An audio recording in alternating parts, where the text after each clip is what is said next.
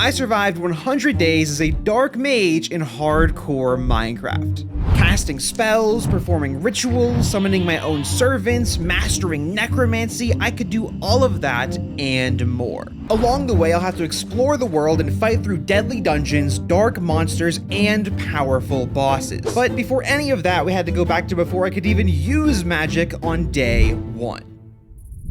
I spawned in with a totem of roots, and this thing was the core if I could get started with dark magic, but before I could use it, I would have to get a little bit set up. I did spawn next to a village, so I headed over and started looting. I got a bed, food, emeralds, and iron pickaxe, and I headed into this castle. There was a blacksmith inside, which got me 11 obsidian, some iron, and a golden ingot. And then the next buildings that I looted were these 2 observatories, which were very important because each one had a large amethyst cluster inside. Amethyst was actually required to do magic stuff, and 8 was enough to get started, but I would need a lot more later. The final thing I looted was a fisherman's shack, and I got a bucket of water out of it, and overall this was a very nice head start. I just quickly made some stone tools, and it was time to work on magic. This totem of roots that I spawned with can store soul energy, which I get by killing mobs, like killing this bird got me 10. Soul energy is literally used for everything in this mod. It's the mana system, it's used for crafting things into their magical versions, it is very important. I ran around and killed a few more animals for energy, and on day 2, I just had to figure out how to actually use it. I didn't really know where to start, so I used an emerald and a book that I got from the village to craft the black book, which would be my guide for all things dark magic. I decided to work on the dark wand first, because casting spells is fun, and I wanted to get that going as soon as possible. To make it, the only material I didn't really have was lapis. In some of my more recent mod packs, I had been finding lapis ore on the surface of rivers. I'm not sure if that's a vanilla or a modded change, but after swimming through some underwater caves and searching this nearby river, I did in fact find 3 lapis ore. The next thing I needed was haunted wood, and this just required me to get 4 saplings and use the soul energy to my totem to create a haunted sapling. I made it, planted it, and now I just needed it to grow. Which didn't take long actually. I was looking at the next thing I needed to make, and whenever I closed my inventory, it was already done. I gathered some of the haunted wood, and then on day 3 I made a magic fabric, an empty focus using some amethyst, and then I crafted the dark wand. But I didn't have a spell to use yet. I could make a spell in the form of a focus. There weren't many options that I could make right now, obviously, it was only day 3, but there were a few. I opted for one called Quaking. I grabbed 4 tough blocks from the wall of the castle, and I used some emeralds, lapis, and soul energy to make 4 awakened emeralds. I used the last of my amethyst to make an empty focus, and then I crafted my first spell.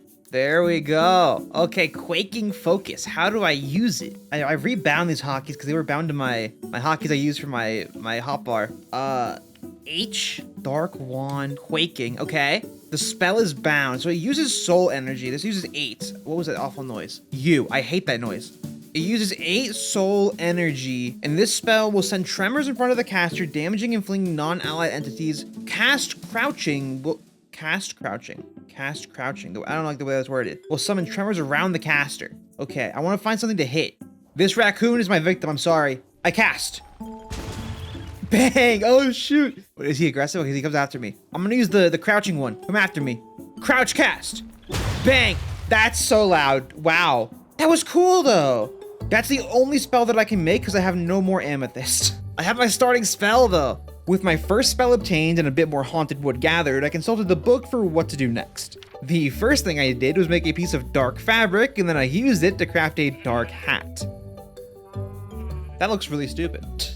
Yeah, so it didn't look great, but it did have the casting time for my spells at least. The next thing I read in the book mentioned this infuser, a block that I could put on top of a spawner to draw soul energy from it, which seemed pretty important, so I grabbed some cauldrons and stone bricks from the village so I could make that when the time came. And on day 4, I needed to find a base location. And because the infuser needed a spawner to work, I would need a base with a spawner in it. Meaning I had to find some sort of dungeon that I could take over in my current state. I looted a bit more bread, and then I headed out to find somewhere that would work. The first thing I came across was actually another village, where I witnessed a brutal axe murder, and then I activated their waystone. In case you're unaware, I can teleport back to this waystone later from any other waystone that I find, and it's pretty convenient. This village had some pretty insane loot. I got some coal blocks, an iron block, and an iron sword. Then, after checking the rest of the houses, I got another iron block, an iron helmet, and boots. Also some more gold, which is always good. I was already able to get a full set of iron armor, and given I had to go take on a dungeon to secure a base location, that was pretty important to get. Day 5, I continued on my way, grabbing some snow that I came across because it was used for one of these spells that I saw earlier. Not that I could make it without more amethyst. I then had to fight 2 pillagers that came after me, and I learned that my quake spell does not deal a whole ton of damage. Which I guess makes sense for a spell and all. In my search for a small, easy dungeon, I came across a fortress. I approached it just to check it out, and it was full of very strong-looking pillagers with hammers. So even if I could take it on, it wouldn't really work for my base because pillagers don't really use spawners, they kind of just spawn around the structures. Towards the end of the day, I was on a mountain mining some iron when I came across a new ore called jade. This was a magic material used for a lot of things later, and it was seemingly kind of rare, so I grabbed all that I saw. As the sun was finally going down, I looted a ruined portal for a Silk Touch gold pick. Pretty awesome to get because with it I could gather ice, which was used for a couple higher tier spells that I can now make whenever I got amethyst. I also realized here that I got a tall skull from the pillagers that I killed earlier, which was kind of strange, but probably useful later. Day 6, I literally just ran the entire time with no luck, and then on day 7, I was coming up on what looked like a small, simple dungeon that might work. That's a boss. I am so sorry. I am so sorry. I am so sorry. I apologize sincerely. Okay, not gonna live there. My bad, it's occupied. Alright, so I continued searching. I stopped by a village for some food, and then just a bit later, I finally spotted a tower. It was in a great location, but the tower itself was actually empty. But beneath it, down the spiral staircase, was a dungeon. I believe there could be spawners down here. I think this is like the roguelike dungeons or whatever. I need to make an elevator if I live here. Jesus. No, this is a lot of stairs. Bro. I've been climbing these. It's like the Bowser staircase from Mario. It won't stop. Final. What in God's name is that? The Harvest Moon Ride? I don't care, brother. I'm looking at Arachnophobia Simulator. What is that? Dude, it's huge. Die. Okay, that didn't work. How do I kill that? I have to kill it. Oh, that's terrifying. Okay, there are spawners down here. I can make this my base if I kill that, I guess. I can hit it through the wall, though. Unfortunately, oh, it spawns children when I hit it. That's good. This is the most terrifying spider I've ever seen in Minecraft. Yeah, every time I hit it, it spawns children, but it's stuck in this wall. Oh, but they're gonna spawn here now. Okay. Yeah, they spawn from the sack on its back. So I'm just very careful and just don't hit it when it's turned the other way. I'm fine. I'm also farming so much string right now for whatever that's worth. Yeah, there's spawners all throughout this place. I could take that on after I deal with this thing. Look, I'm actually gaining soul energy because of the small spiders that spawns. This thing has so much health. Yeah, I thought it would be called that. This thing's a brood mother, I'm pretty sure. Then it's from the magic mod, like the dark magic mod that my wand is from. Meaning it might drop something very important. I got it. Oh my god. Everyone die. Kill the spider's mother. Oh, it's from Born in Chaos, not Goethe. Wrong mod. And it dropped a spider mandible. I could use it to make a sword later. Dude, so much experience from killing all the children. Wow.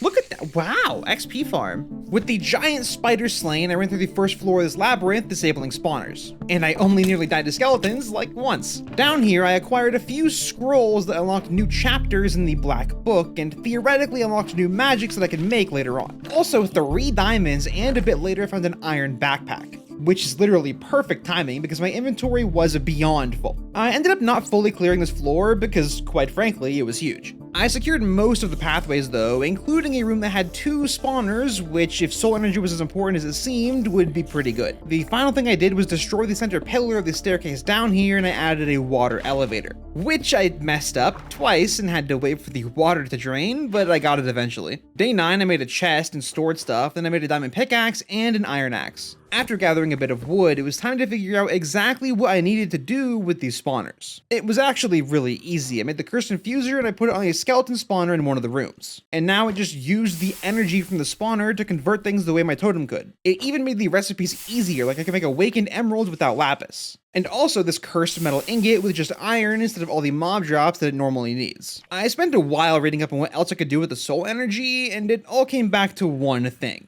amethyst. Until I got more amethyst, I could literally not progress. I needed it for every spell, every summon, every ritual. Everything needs amethyst. One of the paths in my dungeon led directly to a cave, so I went to investigate that, hoping to find a geode. I ended up killing this weird darkness mob and got a spirit, which would definitely be useful one day. There was a deep dark down here too, another thing that'd be important later, and just past it I saw calcite. It didn't look like a geode, but I figured there was a chance, so I fought through these big bulky skeletons to check it out, and yeah, it was not a geode. I grabbed some calcite anyways though, in case I needed it later. While down here, I was mining some iron, lapis, and gold, and diamonds, which were infested with termites. Yeah, so one of the mods that I have not used in a while, so I forgot about it, replaces most of the diamond ore in the world with these termites. And you would think they would drop full diamonds, right? Because it's still diamond ore, but no, they drop 1/9 of a diamond. Exciting. But yeah, this little search for a geode ended up becoming a full-on mining trip. I found a mine shaft which was loaded with emeralds and gold, and also a natural quartz geode. This was just nether quartz, but overworld, and it can actually be used for all nether quartz recipes, so it was actually pretty useful.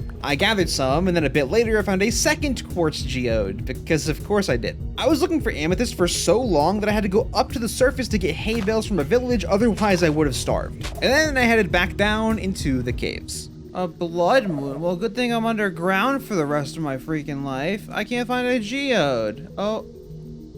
You don't think... It's quartz again! Kill me! Why is it always quartz, bro? Every single one of these stupid things is quartz. They're all quartz. Oh my god. Oh, and yes! Oh, they're not all quartz. Yes! Wow, this took forever. It wasn't actually that long, to be honest with you, but it was longer than I wanted it to. Wow. Oh, let's go. Okay, I just mined all the amethyst that I could, including the blocks, because I saw there was a spell that would let me break them down into shards. I headed back to the surface when the immense amount of mobs reminded me that it was, in fact, a blood moon. Though the moon wasn't red in my shaders, apparently, I had to fix that later. I decided to just hide in a hole until sunrise and read my book to learn more about dark magic. Day 12, I headed back to my tower, down the water elevator, and I stored my items. Now that I had amethyst, I could easily make new focuses with the infuser, which finally allowed me to create new spells. Frost Breath Focus? Look at that. New spell? Already? What else can I make? Yeah, this one's important too. The Polarizing Focus. So the way this one works, I have to put it on. And boom, I can now crush down the blocks in the shards. So now I have a lot. Oh, let's go. Okay, and then I can do Shocking. Lightning spell? Oh, let's go. And then this one, Earth's Punch. Look at that, Stone Fist. That's probably stronger than the ground one I've been using, I'm going to be honest. It has to be. Are there any other options that I really want to make right now? The mining one sounds good. And I guess I can do Fire Breath. Look at that, Soul Fire. What is the bottom right? Oh, this is like the duration? My meter was going crazy. Okay, I also need to make a bag. More leather. Focus bag. Okay, here we go. And now I can store my focuses in here. There we go. And now I can pick whichever one I want to. Earth Punch. Boom. Shocking. Boom. Switch to Quaking. I never switched to Quaking. It's probably not that good. Frost Breath. Oh, this is it. Okay, I can finally fight things with magic. I finally have enough. Now that I finally had an arsenal of spells to use, what I needed was more soul energy to actually use them. By combining the spirit that I got in the caves with dirt, I can make soul soil. Using that, I made a soul torch, then a soul lantern, and finally I can make a totem of souls. The totem of roots I had been using could hold 100 soul energy, and this new one can hold 10,000. A massive upgrade, it was just empty. I made this thing called a cursed cage to try and fill it, because in the book it says that it can send soul energy to things, but I guess it doesn't work that way. Also, I made that burrowing focus so I can mine things from far away, which isn't that crazy, but I figured that I might as well. Day 13, I made this new ingot called Pale Steel, and I used it to make an ice axe. This was just a pickaxe that could harvest ice blocks. I know I got the Silk Touch Gold one earlier, but this one was part of the magic mod, so I figured I would try it out. And yeah, I made that because I now wanted to go out and get materials that I would need for better spells. After making a fresh iron sword, I went up my water elevator and I went to look for stuff. It wasn't that hard to find ice. This mountain just had a bunch of packed ice within it. I gathered that, crafted 4 blue ice, and was able to add that to the Frost Breath spell to make ice spike. The next thing I would need is to get more soul energy in my totem to cast it. And I remembered reading earlier that sacrificing villagers gives more soul energy than anything else, so I had to test that theory.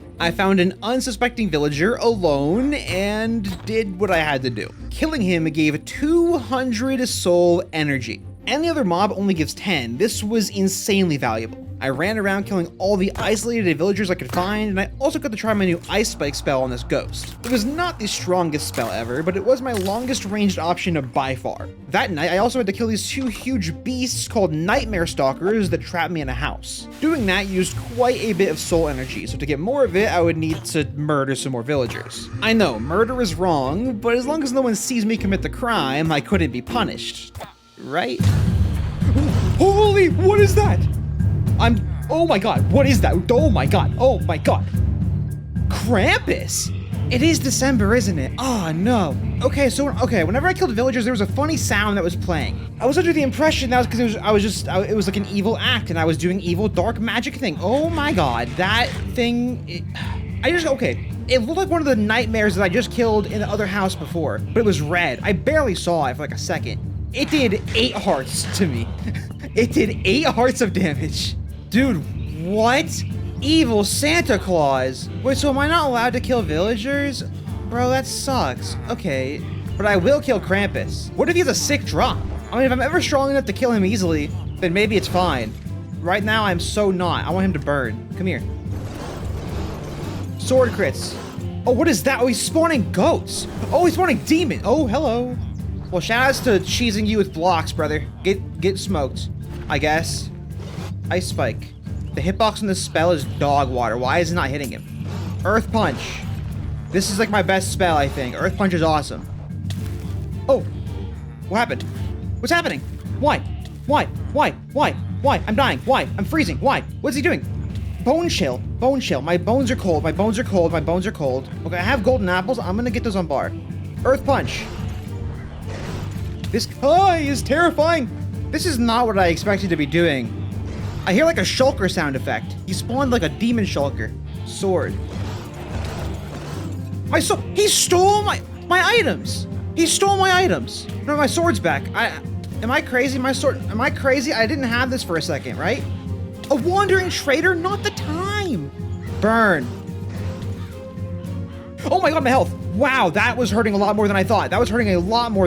Bone chilling 7? Dude, I've used 4 golden apples. I don't have that many. I have 1 now. I have 1 left. What is that? There's a glowing item. My new plan is just to like light him on fire and then just if I get bone chilling, leave. Die, Krampus. I got him. Okay, Krampus is dead. Wrong Santa. I agree. And now there's so many of these demons and a wandering trader, by the way. He's just out there. He does not understand the scenario. Got him. Okay. All the demons are dead. I got a bunch of this dark metal. I can actually use this to make a cool sword. Yeah, I can use this to make a frostbite blade, or I can make this scythe. I have, oh, I don't have dark rod. Do I have dark rods? I don't know. Krampus's horn. I can summon a small snowstorm. Okay, and I also have enough dark metal to get 1 ingot. I may be able to make this cool scythe, or I could just maybe make the sword. Okay, that was cool. He gave me coal. I get it. And then what does his bag do? I assume it's like a loot bag. Oh, a Farseer arm? I'm not supposed to have that. That's an Alex's mob item. We're gonna pretend I didn't get that. Mostly because I can't use it anyways. I have all this flesh, all these shards, and a creepy gift. Creepy cookies with milk? A sniffer egg? An emerald? Okay, that was something that happened. What in the world? A sniffer egg is cool. That could probably be used for nothing. Okay, never mind. And this is milk. This is milk and food. Like food that also heals me of status effects. That was bizarre. What that taught me is that I'm weak and also need to check out what this wandering trader has to offer. A bucket of slab fish. If I kill you, will Krampus hurt me? No, I'll keep you around, man. I'll keep you around. Alright, with that unexpected event survived, I have made the decision that I will not be sacrificing villagers anymore, at least for the time being. I would just figure out another way to get more soul energy. That was a great chance to test my spells though, and I realized that they're not that strong. Not yet, anyways. I went ahead and grabbed a blast furnace and waystone from the village, and I decided to go back home for now. I placed the waystone in my base so I can teleport back here from anywhere that I go. Now, to get stronger, I could actually just enchant my spells, and also work on rituals for higher tier spells and stuff, but I figured that enchanting made the most sense to do first. To get the diamonds to make the enchantment table, I figured the easiest way would be to clear more of the dungeon that I was living in, given that most of the ores were termites. Because yeah, the dungeon was massive and I had only really cleared like 10% of it. I made 2 new spells to help with this too. 2 focuses for Soul Light and then turned one of them into Soul Bolt. Soul Light shot a little ball of light that would help me disable spawners from far away, and then Soul Bolt was a projectile spell that said it did high knockback.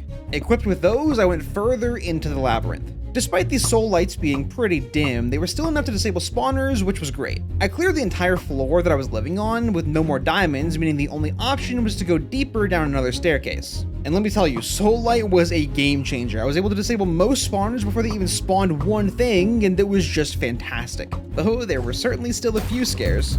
Oh my god! Why? It burned its own drops. Good. Why, brother? Whatever.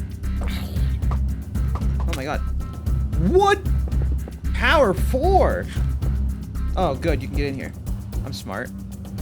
Bro, am I stupid or something? Dude, that bow is stupid. How did it even hit me just now? Wow, that is crazy. Die. I will never disrespect Ice Spike again. Okay. The loot here was honestly really nice. Nothing too significant, but just a lot of mob drops and mushrooms and stuff that's always really annoying to have to go get whenever I would need it later. I cleared the second floor, meaning I now had to go down deeper to the third floor. And this is where it started to get a lot harder. Way more skeletons, each dealing a quarter of my health every hit. I did get a new scroll though, unlocking Ravaging Magic, whatever that is. This floor was nearly beyond what I could handle. It took all that I had just to clear one room of skeletons. I ended up getting some enchanted iron armor, which did help, but I was pretty much out of soul energy, so it was really rough. Then there was this gargoyle holding one of the paths, which I took out the exact same way that I beat Krampus, you know, like a coward. It gave me a wing that did literally nothing, but a trophy's a trophy. Then I got another scroll, one that would apparently allow me to create redstone golems. Unlocking future magic was nice and all, but honestly, if I got 2 diamonds, my entire life would get way easier.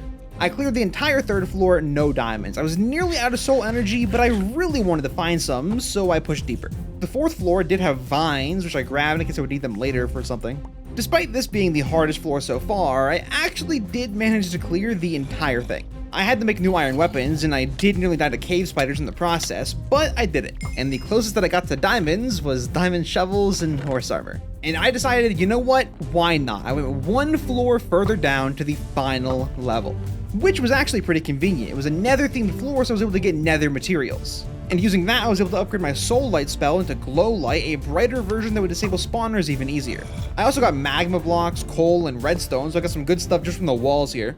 Now, given this was the deepest and most difficult level of the dungeon, there were wither skeletons down here with diamond armor. I actually got some Feather Falling 4 boots from one, which I kept to maybe repair later. And then I got a Looting 2 Sharpness 3 book and Feather Falling 4 iron boots. The loot was definitely better down here, it was just diamondless. I did get a diamond sword and enchanted diamond armor, which was just incredible to get, but it wasn't actually diamonds. And that was the entire dungeon. I got 3 diamonds on the very first floor, and there were none for the rest of the structure. It was a pretty difficult dungeon, and clearing it was an accomplishment, but it was literally just a search for diamonds, and I didn't get any. But don't get me wrong, I did get a lot of stuff. My inventory and backpack were full of mob drops and iron and gold. I also now have access to nether materials without going to the nether. But yeah, I did not achieve my 1 goal. I made my way back up all the floors and back to my room. Using some ender pearls that I got from the dungeon, I was able to make a warp stone. This would let me warp to any waystone from anywhere in the world, which was a huge time saver, and it was a very valuable thing to make. Now, I took the chance to sort my chests, and then I just went mining for diamonds. While I was in the caves, I encountered a magic cultist. He went down pretty easily to some ice spikes and didn't drop anything, but it said that he unlocked new chapters in my book. Not that I knew which chapters those were, but more knowledge for later, I guess. Beyond that though, nothing of note really happened. I mined some more diamond termite ore and killed them for shards. And right as I was about to get enough for my enchantment table, I actually found a real diamond ore and got 2 extra full diamonds from that. I mined what more I could find in the cave, and then I warped home, and on day 20 I made the enchantment table. Oh, and then this happened, right. I started to clear out a space to put the enchantment table when I dug into something. Are you kidding? What is this? My chests are right here. What is this? You're kidding me. Are you, really? Really? Okay. No, I'm glad that happened actually. What? Emeralds! I didn't know they had secret rooms? Bro, I spent so long getting diamonds. I could have made like something else with the diamonds too. What?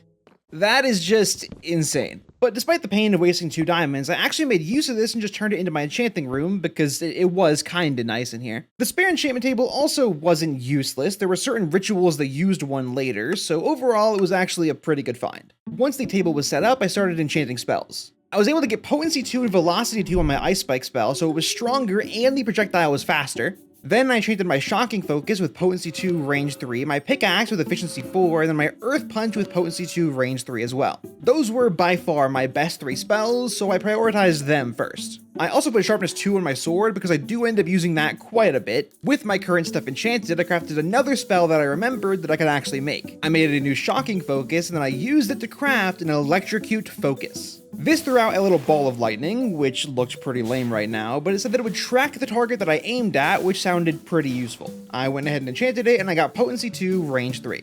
Now that I had stronger spells, I had a new problem of soul energy. Since I can't kill villagers without angering literal demons, I figured the next best thing was to make a mob farm using one of the many spawners in my base. This would also give me more XP for enchantments, so this was very worth doing. I picked out a skeleton spawner that was close to my main room, and after going to the village for food, I started working on the farm. I dug out a huge 9x9 room, a hole straight down about 23 blocks, and another hole that led to where I would kill the skeletons. I did have to use my only 2 diamonds to repair my pickaxe during this, which was unfortunate, but hopefully worth it. After putting water down and turning off the lights, the farm was sort of working. Though the room that I wanted to kill the skeletons in was actually too far away from the spawner, so I had to move that a couple of times, but I got it fixed. It was definitely not a perfect farm, but it would work, especially if I can get like sweeping edge or something. Also, while testing the farm, one of these skeletons that I killed dropped a bow that had an enchantment called Soul Eater, which would let me get more soul energy per mob kill. Obviously not that good on a bow, but I definitely wanted that, so I re-enchanted my sword and got Soul Eater 3, Sharpness 3, which was perfect. I re-enchanted my pickaxe 2 for Unbreaking 3, then added an Efficiency 4 book to it so it would last long enough for me to get more diamonds. Now that I had Soul Eater 3 though, I get 40 soul energy per kill instead of the usual 10, and I got to farming.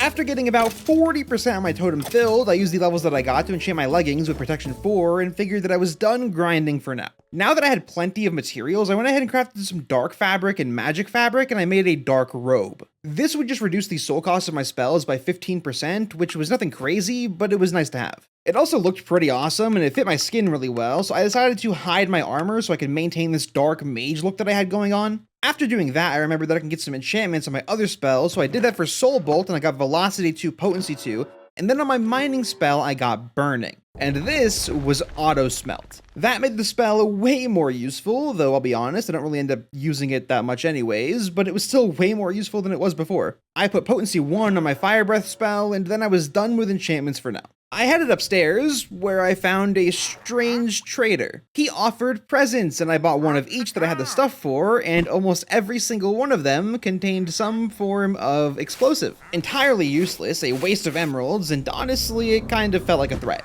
But anyways, I now wanted to go find a small dungeon to try and fight it. Given the termite thing, dungeons were the best source of diamonds for tools, and I also wanted to gauge just how strong my spells were now. I ran off in a direction until that night I came across a small graveyard. As I approached, I had to fight this Reaper Warlock duo, which were pretty tanky, but my shocking spell decimated them. From the Warlock I got this sash, which wasn't really useful right now, but would be very important later on. With those taken out though, it was time for the graveyard. I think this is actually from the magic mod that I'm using. Oh, it's invisible. Dude. Oh, phantoms. Good. Fire breath. Fire breath is actually not that good right now. I only have like potency 1. Wait, I have this tracking thing. Get him. Oh, huge. Go shocking. Or electrocute or whatever you're called. Oh, huge. Oh my god. What are you? Oh my god, fire. I got whatever that thing was. Okay. Dude, so much is happening. Soul bolt. Got him. Okay, there's another one. Electrocute, go. Okay, I missed. I have to aim at the mob. And it'll chase it until it hits it. Boom. That's a really good spell. Okay, now for the graveyard that I'm here for. I should probably sleep so phantoms stop spawning. Okay, day 25. No more phantoms are gonna spawn. Okay. I do believe this graveyard's from the magic mod. Die. Electrocute is so good. Or not. Shocking is so good. Okay, I want to try Ice Spike more. Hello, graveyard. Where are your spawners? I don't like that the enemies are invisible here. There. Smoke that guy. Emeralds? Okay, I'm not getting diamonds exactly. Okay, I two-shot these things with the Ice Spike now. I wonder how much a sword does. I'm gonna try a sword next. 1, 2. Okay. So it's about as strong as a sharpness 3 diamond? I mean, that's really good. These enchantments are like necessary. This spell was not that good before. Amethyst, I'll take that. Grave dust, I don't know what this is, but I can use it for a number of different things. I could get a Reaper Servant. That sounds fun. Nah, I gotta get into rituals. I gotta figure this stuff out. Cause like servants sounds so fun. It sounds like so much fun. Did I clear it? Am I done? What is this? Pedestal. I'll take a pedestal. Skeleton skull, give me that. Ender pearls. Oh, more grave dust too. And a better shovel. Yeah, god shovel, god shovel. I mean, I wouldn't really call this much of a dungeon, but I did clear it. Oh, I need this wood too. Give me this wood. Sure. With that graveyard cleared, I was now much more confident in my current magic. Before enchanting, the spells felt pretty weak, but now they were crazy strong. I did still want diamonds so I could repair my pickaxe before it got too low, so I explored for a little while longer. In a snow biome that night, I spotted something insane in the sky, but as I approached it, I started getting chased. What is that? Parkour. Yeah, you can't freaking jump, bum. What was that? A caraconjal. Sure, bro. There's a clown now. A cara what, dude? Scary Yeti. Okay, with that thing slain, I approached this giant structure in the sky. I started to build up to it and was knocked off by a ghost, but then I built up again until it wouldn't let me. Yeah, I wasn't actually able to build near this thing at all. Luckily, I got ender pearls from the graveyard and I was able to pearl up to the tower. It had a waystone inside, which I activated, and I started checking this place out. Turns out this thing was a sky arena. From what I gathered when I installed the mod, this place would summon random enemies, mini-bosses, and bosses and give me rewards for defeating them. However, that was all that I knew. I had no idea if it trapped me in here unable to leave, no idea how strong the enemies would even be to begin with. It was just full of unknowns. So I decided to use the waystone to head home and prepare. I wanted to get a better weapon, better spells, and I also wanted to get my first summons. First, while I was in the snow biome, I killed one of these dark shadow things, and I got a second dark rod. Using that, I can make 2 bone handles and use my nightmare claws to make a scythe, a powerful melee weapon that would wither enemies and had a lifesteal effect. I farmed XP to enchant this thing, and I ended up putting a grindstone down at my farm to disenchant all the gear the skeletons dropped, which made it a lot faster. I got sharpness 4 and breaking 3 and soul eater 2 on the scythe, which was pretty much perfect. And now it was ritual time. Rituals are where the real magic begins. It's where I can summon and bind magical servants or make better spells. I spent the next while reading about rituals, how to do them, and which ones I wanted to do. Like, seriously, this took me a long time to figure out. Not gonna lie, it was a lot of information to take in, an overwhelming amount of options that I could do, but I read through it all, and on day 30, I had a plan for what I wanted to create. Using my totem, I made shade stone, and I turned that into pedestals and made a dark altar. I cleared one side of the room that my infuser was in, placed the altar, and put the pedestals around it. And this was where I would be doing rituals. However, rituals needed certain blocks to be put around the altar based on the element of the item that I was making. For example, the first thing that I wanted to make was an earth element spell and needed 16 deep slates, so I went to get that. Once I had it, I placed the deep slate, 8 amethyst blocks, and a smithing table near the altar, and now it was set up for an earth ritual. I put the cursed cage that I made earlier beneath the altar, then put my totem in it to power it with soul energy. Then, by putting the items for the recipe on the pedestals, in this case some stone, amethyst, TNT, TNT and an awakened emerald, I can perform the ritual. Okay, this should work. Yeah, there we go. Okay. Oh, this is kind of cool. It like absorbs all the items. Oh, there we go. My barricade focus. I want to try it out. Okay. It can summon a wall at a location or surrounding a target, and it can summon ones that explode if I crouch. I want to find a target to surround. I don't think a butterfly is going to work too well. Okay, this creature. Summon. That was really loud. Wow. Okay, but it summons walls that surround them, and then they can't, like, run away. They don't last very long, but I can, like, make them... I can enchant it with, like, duration, and they'll last longer. I can summon, like, a wall here to, like, protect me. Like, I'm running away from something, right? And then, boom. Whoa, that is so loud. Wow, that is really an awful noise. Okay. And I can also summon ones that explode. How do I do that? I crouch cast? Oh! Okay, it doesn't destroy blocks. That's pretty good. How much damage does that do? Does that kill this guy? It kills this guy. That's a good... Wait, this is good, actually. I wonder how I can, like, make enemies stay near that, though. I guess I can just, like, lead them into it, right? Like, I'm running away. Boom. That was 4 of them. Wait, what? Wait, how did I do that? Okay, it's just random. Either single or multiple bombs. RNG. Oh, also, when I summon it around an enemy, it's like completely random. Everything about the spell is random. What do you mean? Like if I summon it around a guy, this is like a random chance to be like that. Yeah, I could also do this. Okay, this is still a useful spell though. There's like some stone walls and stuff. This is a good spell. Okay, now I want to go make more. Oh, there's so many to make. There are so many to make. With my first ritual done and my new spell obtained, I now had a lot that I wanted to make. Using some bookshelves and an enchantment table, I did a magic ritual to make a spell called Bulwark. This was a defensive spell that made floating shields around me that block entire hits of damage. Then, after getting a bit more ice and jade, I made some jade tiles, some indented gold blocks, and some marble, and I used them to make a sky ritual for wind element stuff. I crafted an updraft focus, which I'm not using for the spell itself, but what it does is it can make a gust of wind and launch things into the air. But yeah, that was just an ingredient for the razor wind focus. This was a projectile spell that fires like a wind slice and ends up being one of my better offensive spells for quite a while. I went out to get grass for my next spell when I learned that the scythe that I'm using allows me to get spirits when I kill mobs. These were from a different dark magic mod and they could be used to make certain items that can like give me a movement speed boost or something. But honestly, I don't really end up using them, so they kinda just took up a lot of inventory space. The next morning I went to get some food because it was running low when things got bad. Why?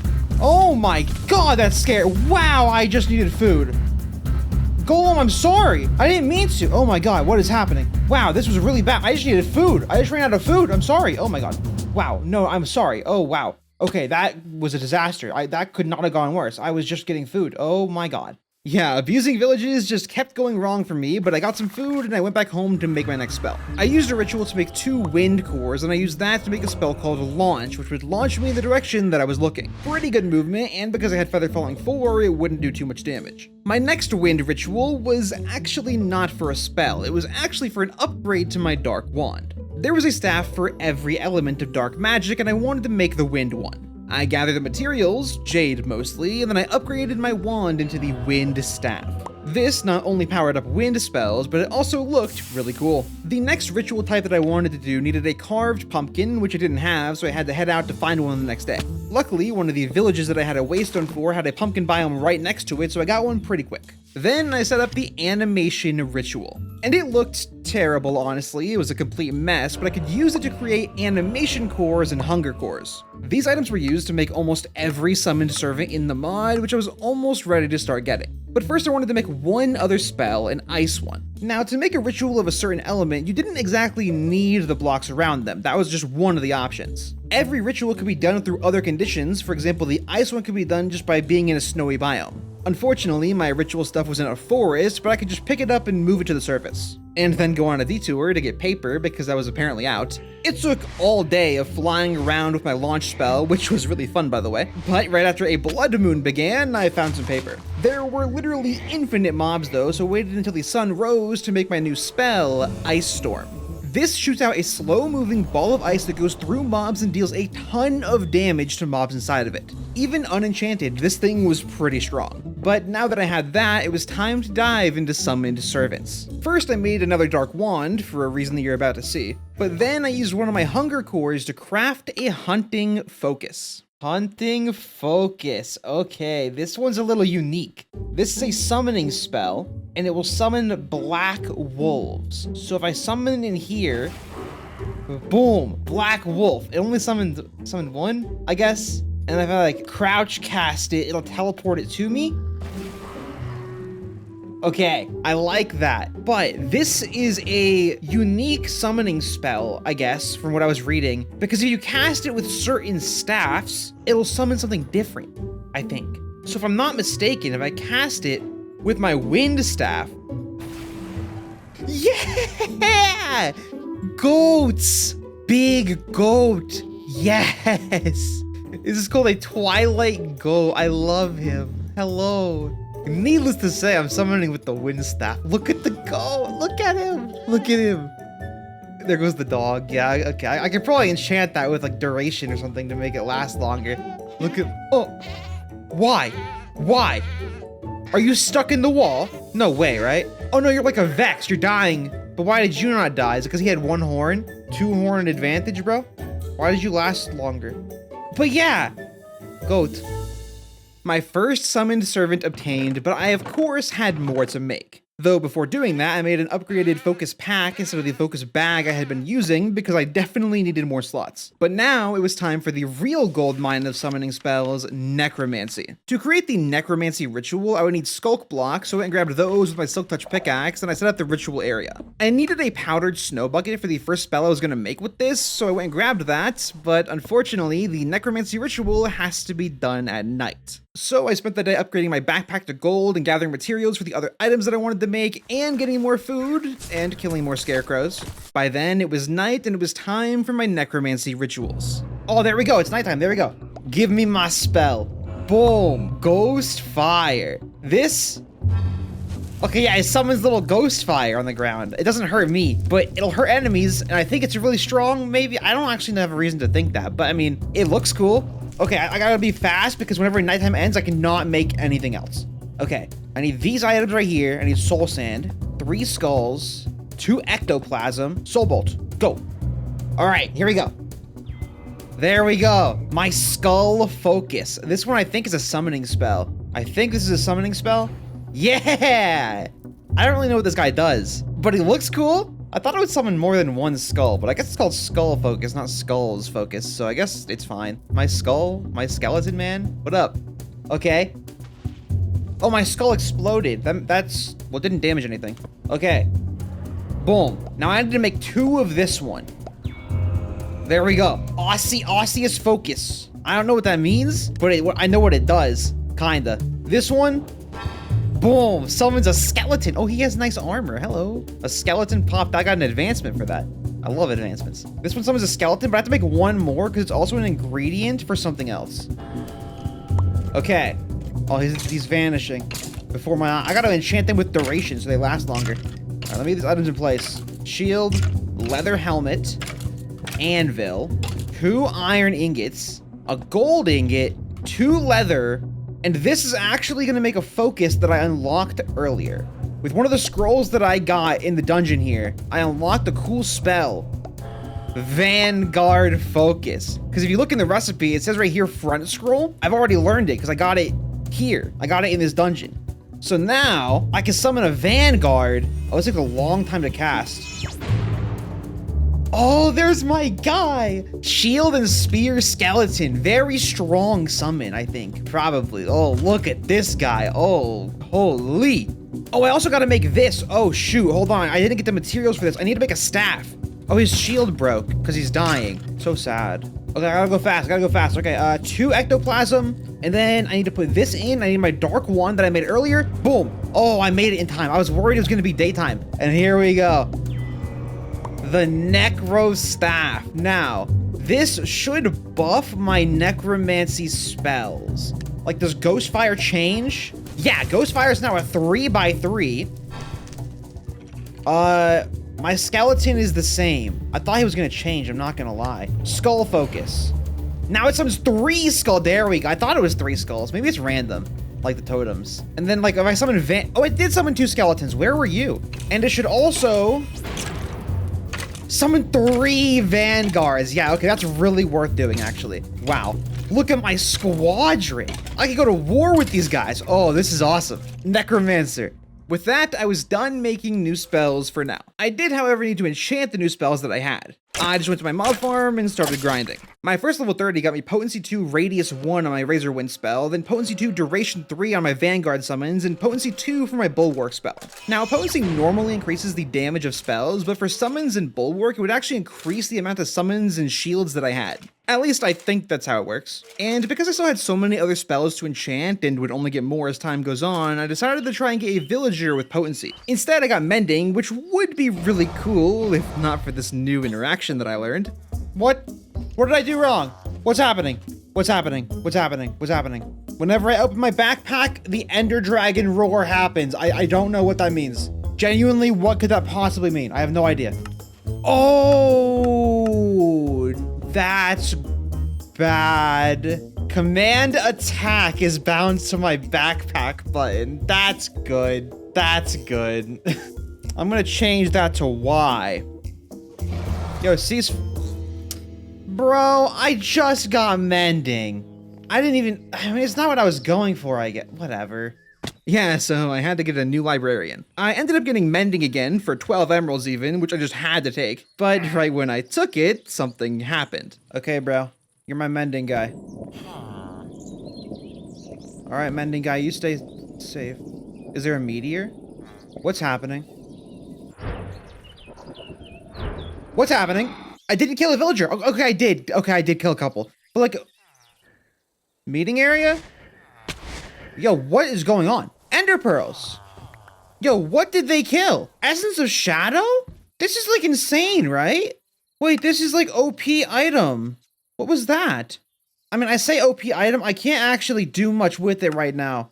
What did they kill that made such a crazy noise? Yeah, so not a clue what that noise was, but I guess the Iron Golem and guards killed it. Either way, the Shadow Essence that I got is an incredibly important item that I would need for certain spells later, so that was nice to get. I also had a Mending Villager now for whenever I could afford to get that on my gear, but for the time being, I just got back to resetting for potency. It took a bit, but I eventually saw Potency 3 for 12 emeralds, an absolute steal. I could only actually afford 1 book right now because I used all my emeralds on presents earlier, but I would make use of this guy way more later. For now, I just enchanted my Ice Storm spell at level 20 and got range and duration 3, then added potency 3 to that for a literal perfect spell. With that, I just started my final grind before taking on the Ice Arena. I farmed XP, enchanted all my spells and a new helmet because mine was almost broken. I also took some time to go mine iron from a mountain because I was very low on that and figured that I might as well. While doing that, I found another graveyard, I used my goats and Vanguard to kill all the wolves while I looted. And this place was value. 3 diamonds and also forbidden pieces. 9 of these can make a forbidden fragment, and then 9 of those can make a scroll needed to unlock new magic.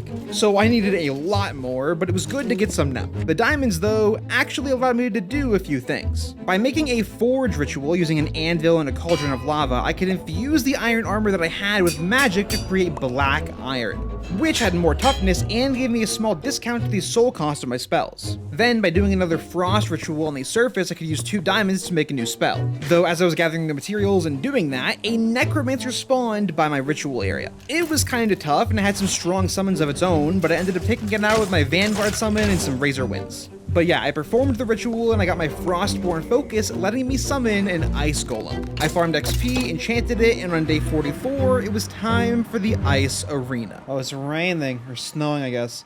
Okay, it's time for the Sky Arena. I don't really know how this works, but I know that it has like a difficulty level. Yeah, difficulty 1 right here. And this will go up every time I do it, and I'll get better rewards. And it can pull from like mobs and like from most of the mods that I have installed. Like there's a lot of cross compatibility with this mod and my other mods. I also should probably kill whatever that is. Hello, leaf dinosaur. Ghost Fire. Razor Wind. Razor Wind. All right, let me get up my guys. I summon my goats. Hello, goats. I have to wait for this summon down effect to go away. Frostborn. Here we go.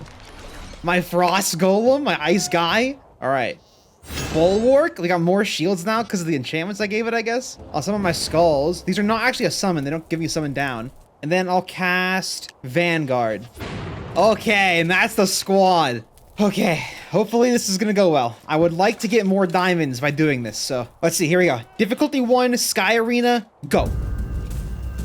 Oh, it's nighttime. Okay, we have, okay, a clown, a Vindicator. I can't say I'm that worried about a Vindicator.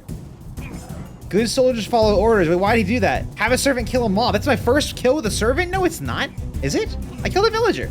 Did I finish already? Is it just this guy left? And that guy? Hold on, bro. I didn't even get to cast my own spells yet. Go, Ice Storm. Go get him. Oh, Ice Storm cooks them, dude. Did I win? I don't think these guys are part of the thing. I think they just... Holy... Whoa! Yo! Oh, he's dead. Okay. Yeah, I don't think, like, these guys are part of it. I think they just spawned because it said it's nighttime. Did I win? No. Oh, that's Spider. Okay, dude. Let's be real. I haven't done this yet. Explode. Is this good damage? Oh, the tech, bro. He knocked him into it. Oh, shoot. Okay, did I win now? Wait, I want to blow up that gargoyle. Explosive totem, go. Can I kill that guy with it? Okay, no, but it did some damage. Oh, there's another Vindicator, bro.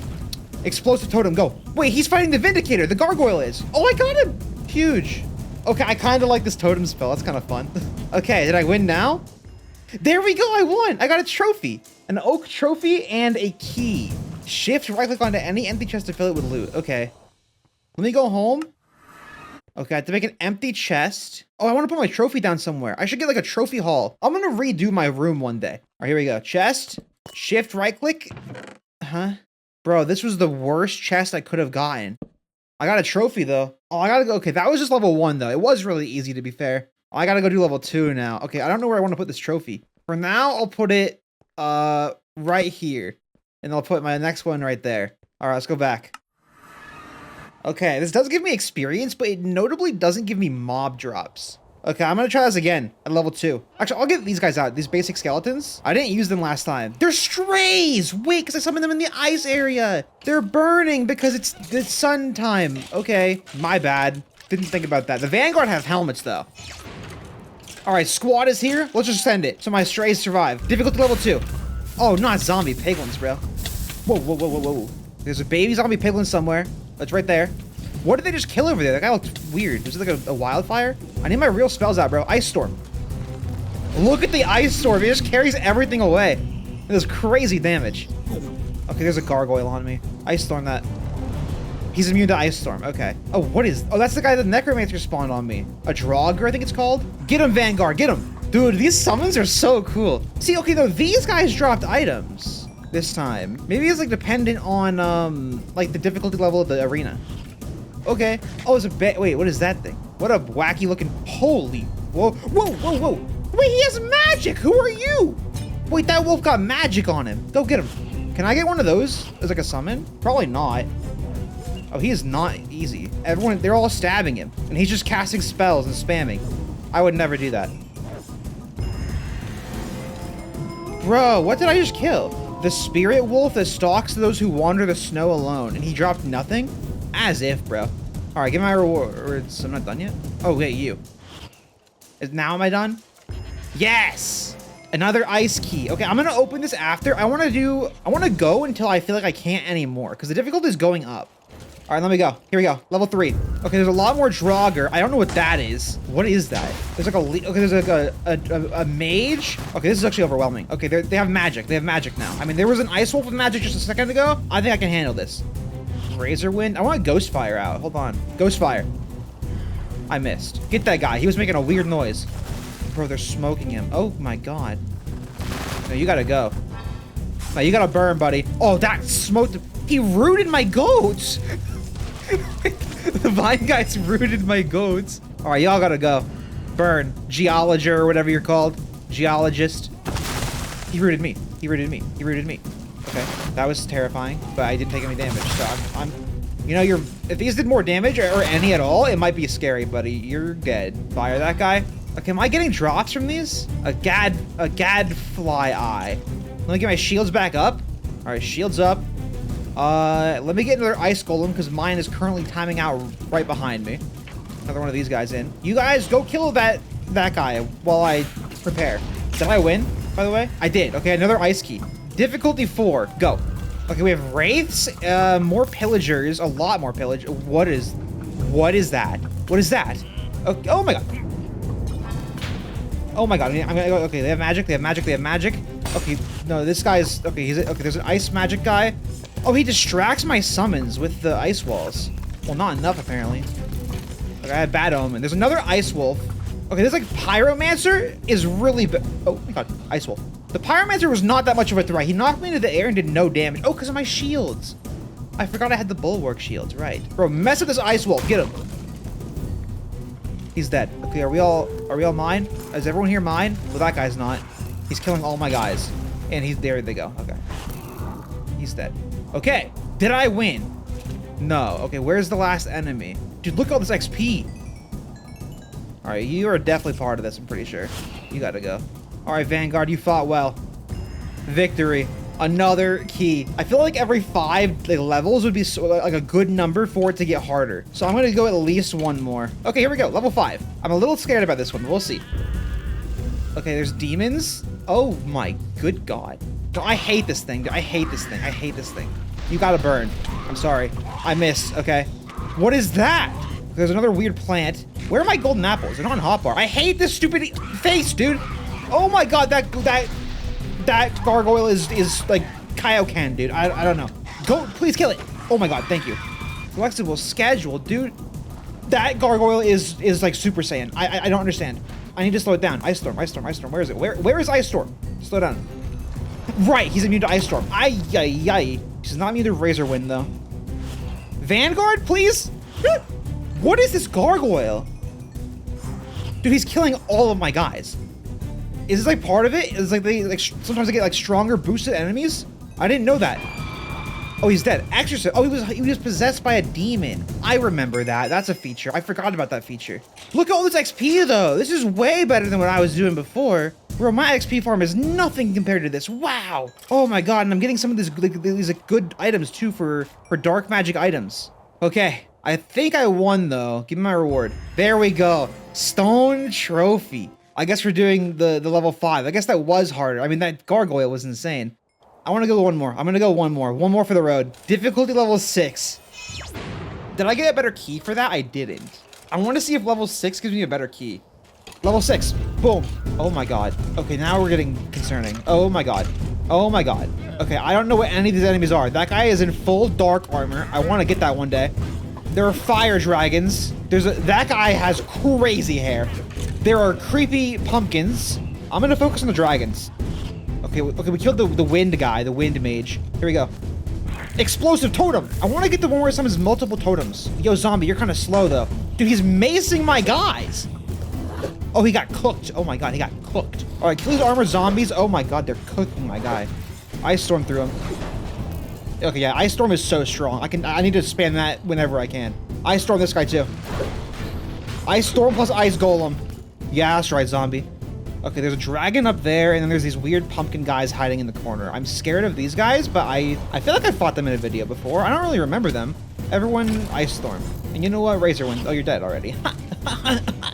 All right, my remaining summons. Wow, they got... My army got a little cooked this time. There's 5 guys left. My golem is... This guy's insane. He's never died, really. I don't think he's ever lost a fight. He just times out. Let's clean up the stragglers. I don't know why these guys didn't fight. They were just sitting in the corner. Okay, I think we cleared it. The wandering trader is over there. I saw his particles. His llamas are gone, though. Victory. Okay, I still got another ice key. Okay. I think I'm going to take what I've gotten and go see what I can actually get from the chests. Goodbye to my summons. I'm going to dismiss you now. Okay, if I just keep emptying the same chest. Boom. Oh, that's what we want to see. Holy, it's an ancient city chest. Looting 3. Brother. Oh, and I got one of these fragments I can unlock magic with later. And the rest of this stuff, I legit... Oh, maybe I can use Diamond Horse Armor for a spell, though. Oh, man. I'll keep it. And I can use a Skull Catalyst, actually. I'll keep that. My inventory is so full. War Pigs? Bastion chest? Treasure Bastion. Diamond chest plate. Netherite ingot. This is actually insane. Oh, my God. Okay. Wow. This was... I think I'm getting very lucky because the first chest that I opened had ice in it. And this is literally the same item that got me the ice. So I think it can literally be any loot chest ever. Okay, 3 more. Yeah, okay, this one's terrible. This is like a jungle temple. Next one. Mine shaft. Oh no, dude. Okay, this is just a full RNG roll. Oh wait, another Bastion one, Netherite scrap, I'll take that. Magma cream. I can't actually get that in the overworld. Okay, that's all my keys, but I got a treasure Bastion loot chest, and I got another trophy up here. Stone trophy. That's not bad. The arena is something worth grinding. That is something I can grind later for XP and some bonus loot. That's kind of what it is. It's not as good as I thought. It's pretty much just for like some XP and yeah, like bonus items as a reward. I thought I was gonna get diamonds. I got literally no diamonds. With 6 levels of the arena cleared, I would say that I got some pretty good stuff. Like really, you can't go wrong with a netherite ingot, you know? I took a bit to sort out my items and I used the XP that I got to re-enchant my pickaxe for Fortune 3, then I added looting 3 to my scythe. Day 45, I wanted to challenge a structure that I found earlier. It was this big pillager castle. I found it when I was mining iron before, and I figured that maybe it has some good loot. Are you joking? This is a villager's house? Oh my god. However, oh, that's an interesting interaction. Actually, because I started the raid, who are you? Now you gotta go. The entire forbidden fragment? Who was that guy? Juiced, wow. This is actually a dark magic pillager thing. I'm getting dark, that's really good. But yeah, because I started the raid right next to this thing, it thinks the pillagers from that are part of the raid. So until I clear this, the raid won't progress or even start. That is so nice for me, actually. I'm happy about that. All right, Mr. Villager. Oh, you're this guy. I don't even know if I'm gonna go to your dimension, man, but more power to you. Okay, pillager castle time. I wonder if that's the big boss. I don't, he's in like cool robes, but I'm in the exact same robes, right? So they have dogs. Vanguard? Vanguard. Get that dog. Yeah, that's right. We call that overkill. Oh, get down here, buddy. Get down here. You want to play ball? You're cooked, buddy. You're cooked. You're not beating my Vanguard. I'm sorry. You're cooked. Oh, I gotta kill him with looting. Okay, I don't know where the guys are gonna be in here. I should get blocks out. I don't have that many. Stone brick. We got loot? This is terrible. Oh my god! Oh, wait, he has my gold! I have that guy. Do you want to see him? I have that guy too. Oh, now I'm gonna get confused on the whose goat is who. Give me that tooth. That's useful. Okay, we continue. All right, who's in the library? More goats. These will surely help me. Go! Go, goats, go! Oh my god. He summoned a bear! He summoned a bear! He summoned a bear! Oh my jeez, that scared me. Get him, Vanguard. Oh, there's so many. I'm on fire. Okay. Vanguard, please go in there. Oh my god. Teeth hurt. Teeth hurt. Teeth hurt. Teeth always hurt. It's the evoker fangs. You want to know the best part about this? I can see exactly how many people are left in the whole castle because it tells me because of the raid message, bro. There's one guy left in here. That's so stupid. Okay. I don't know if I want to do the rest of the raid, by the way. I'm a little afraid to do so because I have that mod. I have a mod called Illage and Spillage, and I'm pretty sure it makes raids really hard sometimes. Soul Eater 4. Wait, that's so useful. I mean, I don't really need to farm soul right now. I'm capped, but that's pretty useful. All right, where's the last guy in here? Hello, villagers. I'm here to save you. Like, not really, but like, I don't mind doing it. I got some honey. Is that useful? I guess so.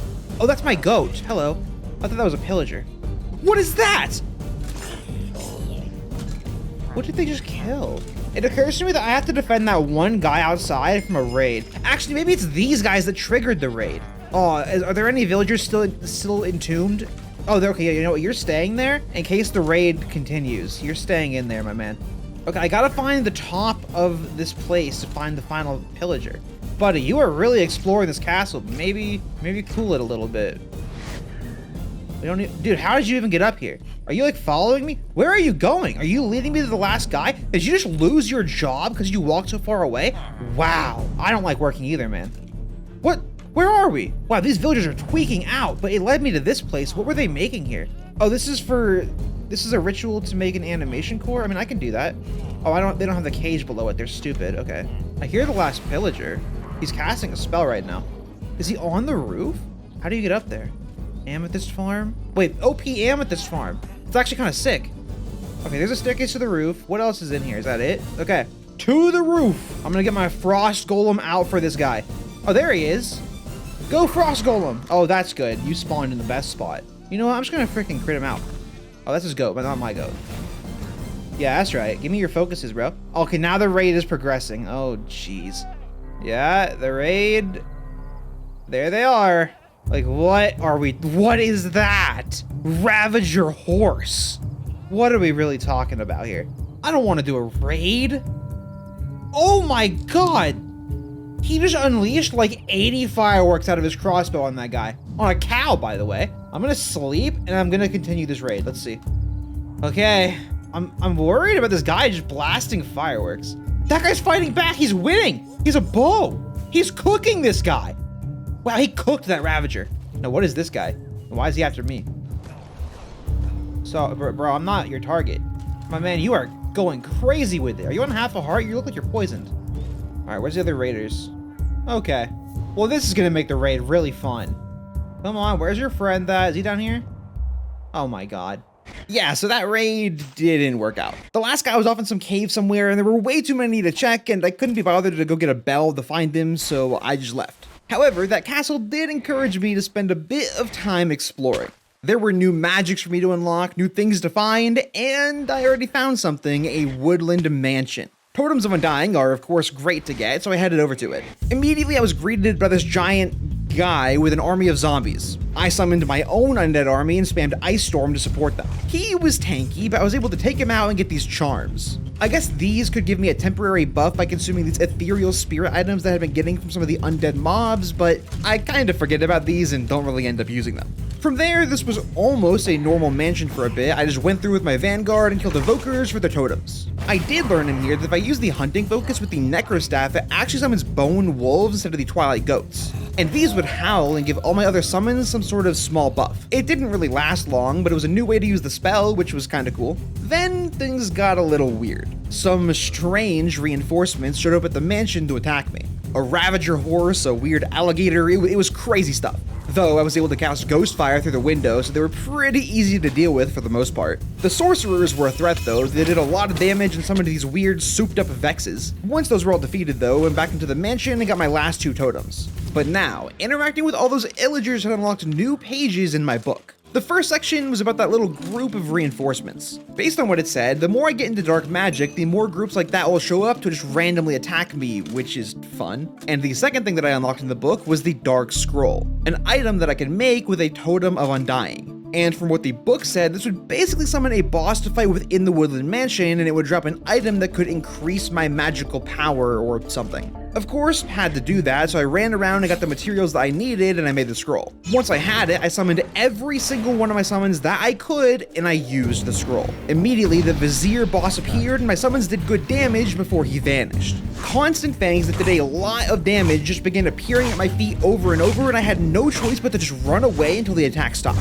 And now is right when I realized just how annoying this fight was gonna be. The Vizier would fly up and down rapidly between every floor of the mansion, and then every 10 seconds or so, the Fang attack would start again. The only times he would stay on the floor with me is when he was casting the spell, and obviously I can't stop to hit him during that because I would just die to the Fangs. I got a few hits in every now and then, enough to get him to phase 2, I guess, where he started summoning walls of drills that blocked off pathways and made it even harder to run from the Fangs. As if everything that I mentioned so far wasn't bad enough, once below half HP, he started summoning these Vex clones of himself that shredded my health and caused me to use not 1, but 2 Totems of Undying to survive. Also, the Fang attack was faster now, so I had even less chances to land a hit. I was spamming Ice Storm in my summons whenever I had the window to cast them, which was working, just slowly. At this rate, I would die. I had 1 totem left, I was burning through golden apples rapidly, it was bad. But then I had a realization. I had no obligation to fight this guy inside the Woodland Mansion. I jumped out the window and launched myself to the roof. This was an infinitely better place to fight him. I still had to run from his clones that were throwing swords and the constant Fang attacks, but my summons could actually land consistent hits now, and immediately his health dropped and dropped and dropped. Oh my god, he's so weak, he's so low. Come on, Ice Storm, hit him! Yes! Yes! Oh my, I have never in my life felt so happy to kill a boss in Minecraft. I swear, that was the hardest, most obnoxious thing I've ever done. Wow, he was annoying, like mad annoying, like genuinely so annoying. but he gave me a treasure pouch and a ruby of souls. Shredding, yeah, that makes sense. With the vizier slain and the ruby of souls obtained, I looked at the new things that I can make with it. There were a lot of options: his spike spell, his fang spell, also a zombie version of my vanguard summon, which sounded useful but kind of redundant. I would have to decide what to use it for later. I saw a village in the distance, which I almost flew to, before remembering I actually got Bad Omen 5 when I killed the boss. But I saw a second village, so I sent the raid to that one and used the other one to get food. Back home, I sorted the items that I got, and I now had a use for this Essence of Shadow that I got before. Earlier, I saw something called the Soul Menderer, which to me sounds like it would mend my items using soul energy. I didn't want to blow all my emeralds on mending books right now, so I crafted some more essence using grave dust, then I made the Menderer. Rather than working from a spawner like the Cursed Infuser, this one uses soul energy for my totem, but it did in fact repair my items. It took a bit of time, but I repaired all my armor and stuff. I also upgraded my scythe to Soul Eater 4 and used it to farm my soul energy back up. On day 51, I decided to use that Ruby of Souls. I made a biting focus, which just casts a row of evoker fangs, but then using the ruby, I upgraded it to the shredding focus. This summons the royal spikes that the boss was using, which ignore armor and do constant damage to anything in their path. I enchanted it and got Potency 2, Soul Eater 4, and Range 4. This is the first spell that I had seen that could actually get Soul Eater, which was interesting, though I do learn that it doesn't seem to really do much. Like, I don't really get soul energy from it, so not sure why I got it. Also, when looking into some of the mods, I saw that my arena trophies could actually give me temporary buffs. The wooden one gave me haste, and the stone one gave me speed for 30 minutes. I definitely wanted to get more of those whenever I got the chance. Then I used some of the many bones that I had to farm carrots and crafted golden carrots. I needed this food because I was about to head to the Nether. The Nether was the only place that I could get blaze rods, and that unlocks all kinds of new spells and summons for me to make. I built and lit a Nether portal, and on day 52, I headed in. I spawned floating, which was honestly nice because it meant there were no immediate threats. I spotted this warped mushroom enemy sitting in what looked like a tiny arena, so I flew over and took it out with Ghost Fire and Ice Storm. It went down kind of fast. I guess it was meant to be like a mini boss or something. Its drop let me make an item that would teleport all mobs within a 4-block radius of me, which wasn't that useful, honestly. What was useful though is the new pages that I unlocked in my book. By entering the Nether, I unlocked the information for all Nether spells and Nether rituals. Most of them needed blaze rods though, and even if I could make them right now, I doubt fire spells would be that useful in the Nether, but I would for sure be making those soon. I explored around, ended up finding this house that got me a netherite scrap, and then I found a fortress. I flew around it, farming more blaze rods than I would ever need, and killing wither skeletons whenever I saw them because I would need quite a few wither skulls for things I needed to make. It didn't take too long to get my first skull, and 3 diamonds from a chest right after. I kept killing wither skeletons until I had 4 skulls, then decided to continue exploring the Nether. I found a stables bastion, and while my vanguard dealt with the piglins, I looted some of the ancient debris and gold and stuff. Then a treasure bastion, which I carefully took on with my skeleton summon and ice storm and got a ton of gold and more debris. Later, I came across this piglin brute spawner thing surrounded in lava, and in the middle chest, enchanted golden apple. Oh my god. Yes, give me that. Holy. Oh, I needed that. I forget why, but it was used for something. That is massive. I looted another treasure bastion, then found another one of those lava structures and got a second enchanted apple and 3 netherite scraps. Then a bridge bastion, got tons of gold and a lot of golden carrots, which was pretty nice. After looting all those bastions and structures, I felt like I had seen most of what the Nether had to offer, so I headed home. Before getting into Nether rituals and stuff, there were a few other things that I wanted to get done. The first of which was upgrading my armor. I made a black iron chestplate and leggings, which looked pretty cool by the way, and now that I had a wither skull, I could make a necrotic brazier. This thing could create the material required for the next tier of magic armor, but using it was kind of a pain. First off, the ingots needed a lot of soul energy, like a lot. I made extra totems to hold more, and I was going to farm them up. I learned the next morning that killing a villager with my scythe gave me 1,000 soul energy. That was just way too worth it not to do. I started slaughtering. And you might be thinking, well, what about Krampus? Isn't that dangerous? Well, I kind of forgot about that until some of the lesser demons spawned and started knocking items out of my hand. I went home and repaired my armor just in case, then I went back to killing villagers because wow, was it fast and worth it. However, another Krampus did spawn. See, it was no longer December, so I assumed that Krampus was like a limited time event and would be gone, but I guess not. He was actually a bit harder to beat than I thought, too. He was incredibly tanky and knocked my staff out of my hand with my launch spell still in it. Eventually, though, I was able to corner him with my vanguard and take him out. And I got an awesome reward. Killer rabbit ears? Yo! Yes! Oh, we're wearing these now, what? At least 4 now. Wow, okay. Yeah, that was more than worth the trouble of fighting that thing. Some more villagers, and 2 Krampus later, I had the energy I needed for my armor. I went home and made 4 soul candlesticks that went over to the little deep dark area by my dungeon because this had to be done in a deep dark. I placed the brazier, 4 cages, and put the candlesticks on top. By putting the totems in the cages, I could light the candles and power the brazier. Then I just put cursed metal, gas tears, and skulk into the brazier to create dark alloys. These could be used to make the armor that I wanted, it just took forever to make the 10 that I needed. While doing it though, I noticed diamond ore nearby and learned that looting works very well on these termites, so I got a few more diamonds to use soon. Once my ingots were done, I headed back into the ritual room and used the alloys to upgrade all the black iron armor into dark armor. And this stuff looked pretty cool. Not as cool as the bunny ears, but still cool. Day 59, I went and enchanted the chestplate and leggings, and I got perfect enchantments on both immediately. I also re-enchanted my boots because they had fire protection and just added a Featherfalling 3 book that I got earlier. And now I had unlocked quite a few new spells that I could make. With the diamonds that I now had, I could finally make some spells that I had been waiting ages to get. Technically, they were upgrades to ones I had already been using. The first one upgraded my shocking focus to a spell called Thunderbolt. This charged up a much stronger blast of electricity rather than a constant stream like shocking was, and it was way better. Then, using a forge ritual, I created an ominous scythe. It was a worse weapon than my current scythe, so I wouldn't use it myself. However, I could use it to upgrade one of my summoning spells.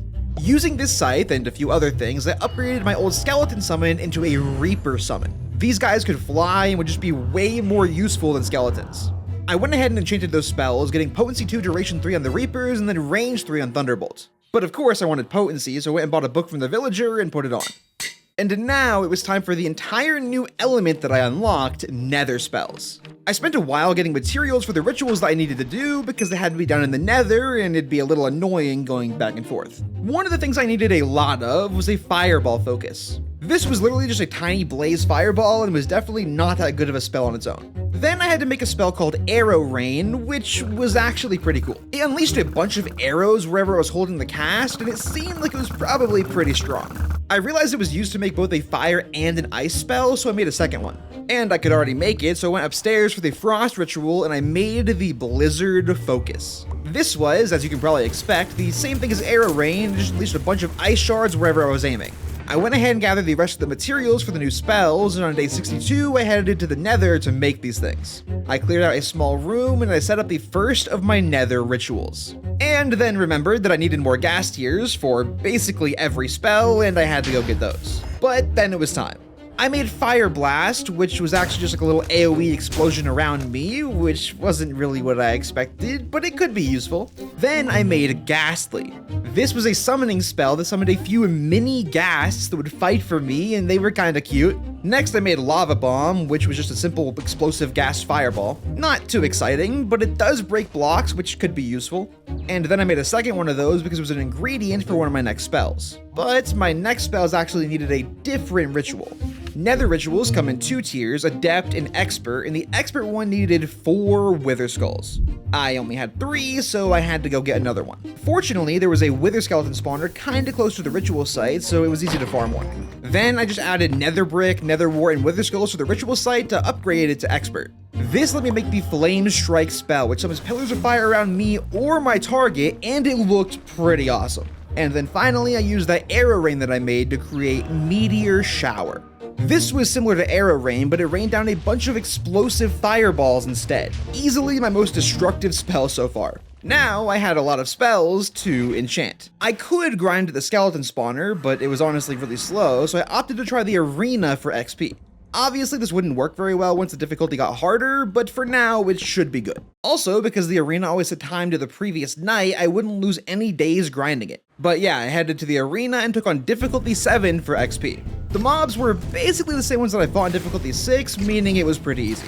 I got to try out my Thunderbolt spell and my Reaper summon though, both of which proved to be really good. Thunderbolt was just good ranged damage, and the Reapers weren't insane or anything, but they were great at cornering something and just shredding it. After winning, I used the key and got a buried treasure with some pretty mediocre loot. I did get level 30 from doing that, though the enchantment was kinda lackluster. I went ahead and tried difficulty 8, and this one was harder for sure. The main problem child here were these pillagers riding on alligators. They just snapped over and over and ran at me, and while I never took a ton of damage from them, it made avoiding getting hits way harder. All my summons were killed nearly instantly during this run too. Though I did learn the explosive totems were incredible in a crowd. Some ice storms and thunderbolts later, I cleared the wave and I headed to enchant. No, it wasn't. Oh, I thought it. Oh, I thought I won, but I forgot to claim the key, so it didn't count. Aw, dude. Okay, but it's still difficulty 8 though. That's kind of cool at least. Okay, I can still like redo it. Yeah, so can't leave before you claim the key, I guess. It kind of was nice though. It meant that I could repeat the same difficulty over and over if I needed to for farming XP. I got good enchantments on Flame Strike and Fire Blast, so I went back again and took on difficulty 8. It was way easier this time, mostly zombies and stuff, and I got to try out Flame Strike a lot. And this spell was incredible. Constant damage from the fire pillars, they lasted forever, and they were really effective against mobs that summon stuff when they die, like slimes or these fly swarm zombies. I enchanted the ghast summon this time, then went back to the arena for difficulty 9. This wave had a ton of illusioners and these weird water mage jellyfish creatures. I learned that Razor Wind was incredible for illusioners, slicing through all the clones and helping me find the real one. I also tried out the ghast summon now that it was enchanted, and it was actually kind of weak. They spam little fireballs, and I'm pretty sure it just ignites the enemy and doesn't even deal damage on impact, and if they ever get hit, they're pretty much one-shot. Still useful though, fire damage does add up, just not that good. I enchanted Blizzard next and got range 4, velocity 3, and adding a potency 3 book to that meant that this was almost a perfectly enchanted spell. Back in for difficulty 10, this one was really annoying. First off, Blizzard, awesome spell. Lots of damage and a huge AoE, but the problem is that I had to hold the cast the entire time, so it was a little tricky to use. Now, for the enemies this time around, the biggest annoyance was by far this pillager spawning in an army of drones or something. Flying arrow drones chasing me the entire time, and he was surrounded in ones that seemed like they would explode if I got too close. The ghast summon actually put in a lot of work though. While running around spamming thunderbolts at random mobs, somehow my ghasts killed like most of the other mobs in the arena. After finally taking out the drone guy and clearing the remaining stragglers, I claimed the Iron Trophy for clearing difficulty 10. And this one gave me resistance for 30 minutes. Easily the best effect I could have gotten. At this point, I decided to stop farming in the arena though, because I noticed that my armor had taken no damage, which sounds good, but I realized that it was actually consuming my soul energy to repair itself. And yeah, now I was nearly out. I went ahead and just farmed the rest of my enchantments from the skeleton spawner because it would refill my soul energy a bit, and it was pretty fast. With all the new spells enchanted, I had an item that I really wanted to make. It was called a Ring of the Forge, and it said that it would give armor to my summons, at least certain ones that could wear armor. It needed another Essence of Shadow though, so I went to try and get more Grave Dust. While doing so, I killed more villagers for soul energy and also killed yet another Krampus by just spamming shredding spikes on him in a doorway. I spent the entire night fighting mobs and looking for Reapers with no luck. I decided to start exploring and looking for another graveyard though, because I knew that those could sometimes have Grave Dust as loot. I did find a graveyard, just not the right kind. I got 2 diamonds, a Wither Skull, and some golden apples from it though, so it was still worth looting. And then I spotted a giant haunted tree, which are usually in graveyards, but this one was different. This was the top of a spider den, which I headed down into. It was, as you might expect, a cave full of spiders. While down here, I got a lot of these spider eggs, and I learned I could use them to make a spider nest that allows me to hatch my own spider servants. Which was really cool, I was really excited for it, but it wasn't really that useful. It felt like it was kind of meant to be like a base defense thing that would automatically spawn spiders if an enemy gets nearby, but I lived in a dungeon, so I didn't really have a use for it. Deeper into the nest though, I discovered a massive wall of cobwebs, and after digging through, I was in what felt like the main room. I saw a very different looking spider nest in the middle, which I figured was a trigger for a boss fight. So after running around and clearing the rest of the stuff in this room, I made a new spider nest and spawned a small spider army from it. And then I approached the center nest. Now what is this? Oh, I knew it! Boss! Get him, Spider Gang! Get him! Oh, that thing is terrifying. Okay, Reapers? Go. Oh my god, what's hitting me? I knew it would be a boss fight. It looked like a boss fight. It gave boss vibes. Go, my spiders, go! You know what? I'm gonna let them have this one. I think they got this. I'm gonna help out though, so I get kill credit. Ow, that is a new kind of effect. Oh, that thing was very weak. Okay. How much damage I did to it made me think that these spiders aren't very good. They were taking quite a while to kill that. This venom sucks though. Wow. I want to open this treasure I got. Oh, there we go. Wait, Eyes of Ender. That would have been really nice like earlier on when I could have used that for like a spell. Sweet, I'll take that. I thought I was gonna get... Oh, there's a chest. Oh my god, more diamonds. Wow. and a third enchanted golden apple. Wow. That would have been like a game changer early. Wow. With the broodmother slain, I made my way out of the cave and kept searching. Day 66, I found a very unique graveyard, and in it I got some insane stuff. A life stealer skull and some bones. These items, especially the skull, were incredibly rare and were used to make a very powerful summoning spell later, and I was very happy to get these. A bit later that day, after getting some more soul energy and slaying another Krampus, I saw a Reaper. Just out during the day, though I guess it was raining. I killed it, got 2 grave dust, and that was all that I needed, so I went home. I was storing things, about to make my essence so I can create the ring, when I started to hear something. Hello? Is this the noise that I heard earlier? This is wait, this is where I got the initial Essence of Shadow from. I never saw it dropped it. The villagers killed it. The sound... White? Oh my god, it's a boss fight. Oh my god, oh my god. There was no boss bar the first time. Where? That's a gargoyle. Oh my god! Who is this guy? Whoa, whoa, whoa, whoa, whoa. Oh, he is tanky. Okay. Reapers. The gargoyle beat my ice golem? Step off, dude. You're not even relevant right now. I'm in the middle of a boss fight. Launch away. Okay, that's scary. Oh my god, I'm fighting for my life. I have 1 shield left. White, where are you? My shield's gone. What hit me? You. Oh my god. I can't launch. Okay. He takes away my health in like a weird way. I like lost like a permanent heart for a second. And yeah, I lost it again. What is happening? He's half HP. I'm gonna eat a golden apple. Ice Storm. Ew! Skeleton wolves? I guess I didn't really mean to summon those in particular, but like, I guess it works. What is this thing? I just popped a weird thing. He's so tanky. He spawns so many guys. Golden apple, lunge. I can't see. Oh my god, what was on me? He just teleports right to me. Get inside, Reapers. He came inside with me! Out of my house, brother! Is he crawling like a dweller? Bro, cave dweller wannabe. Golden apple. Fire pillars all around me. Please? Burn. Holy burn. This spell's awesome. I got him. I got him. I got him. I got him. I got him. He's dead. Okay. Oh my god. Oh my god. Okay. That was kind of cool. He like invaded me.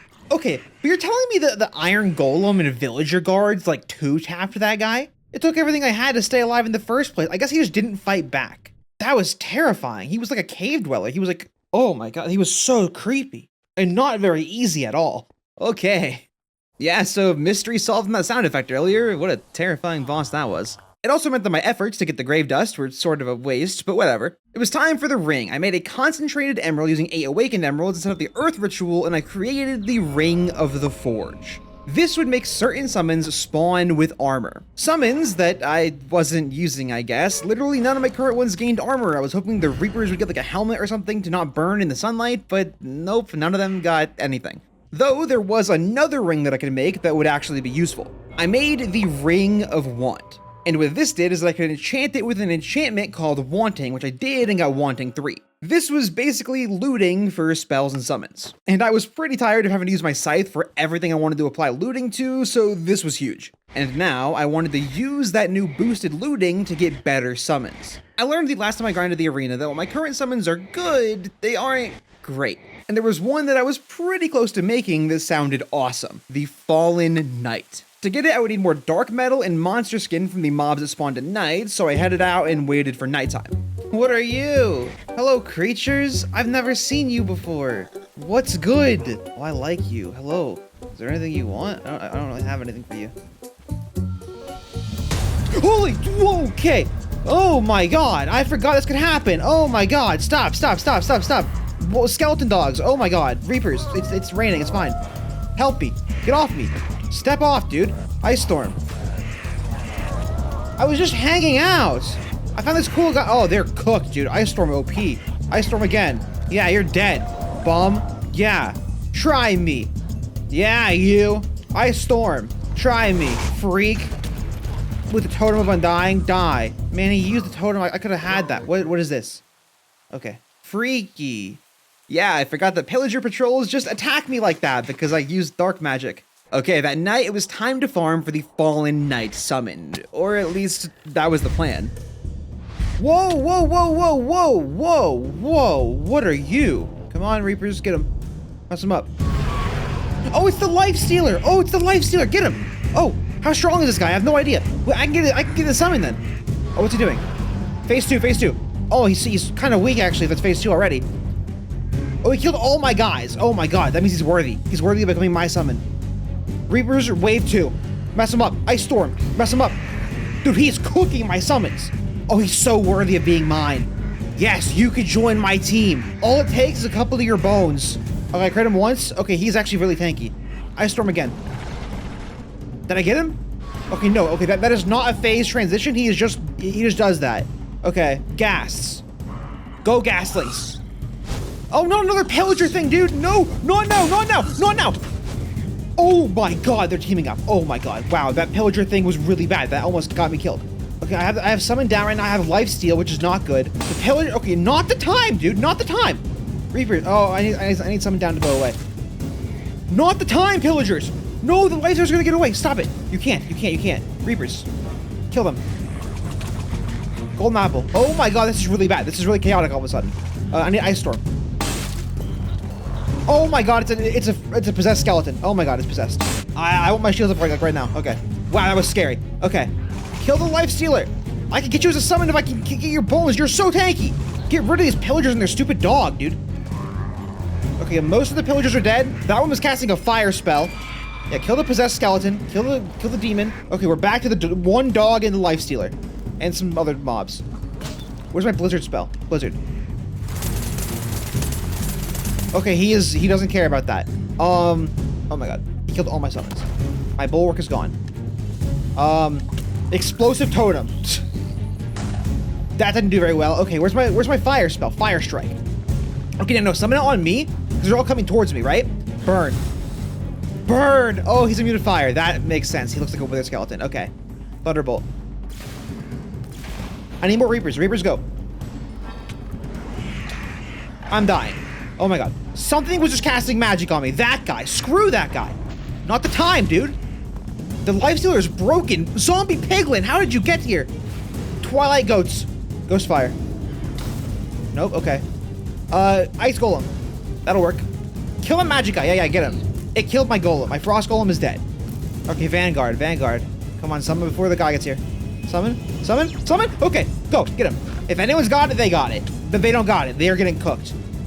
Oh, it's because I'm summoning. I'm losing because I'm stupid. He's a life stealer. He has life steal. And if I summon, he's gonna heal off of the life steal. Oh! Okay, that doesn't mean this fight's all on me. Ice Storm, Thunderbolt.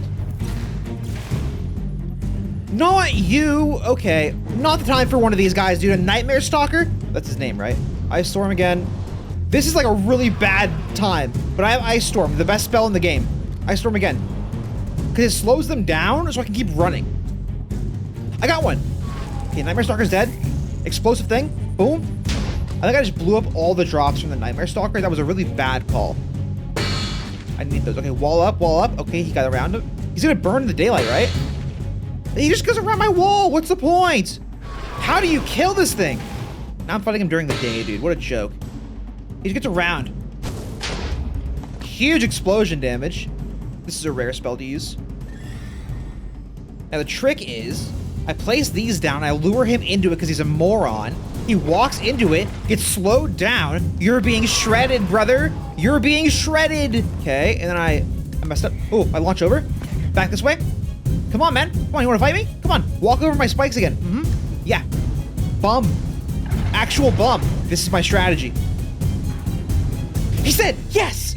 Oh, got him. Yes, okay. Seed of Chaos, Dark Metal, Life Stealer Bone. That's what we needed. Oh, I don't know if I got enough though. Did I get enough? I have no idea. Probably not. Wow, that was the hardest thing I fought so far, I think. That was crazy. With that chaos over, I headed home to check how much more I needed to get my own Lifestealer summon. Turns out I was 2 bones off. So if I could find and kill one more of those, which wasn't easy, they are incredibly rare, but it would mean that I could summon that thing on my side, which was just crazy. I also checked what more I would need for the Fallen Knight, and I would need 5 more Dark Metal ingots and 9 more Monster Skin. This stuff could come from Krampus, so rather than waste the sunlight, I decided to go massacre another village while waiting for night. Though I only had enough time to kill one Krampus before the sun actually set. I got some dark metal though, so it was progress. That night, I fought this big armored skeleton for some dark metal, and a bit later, I found a very large alpha wolf pack leader. It continuously summoned smaller wolves, and it was super tanky. By the time I killed it, I got 6 monster skin, which was almost enough for my summon already. Then, towards the end of that night, something unexpected happened. Whoa, whoa, whoa, why? What did I do? What did I do? Oh my god, wow, I don't know what I did wrong this time. Usually I kinda know, but this time I'm a little confused. What?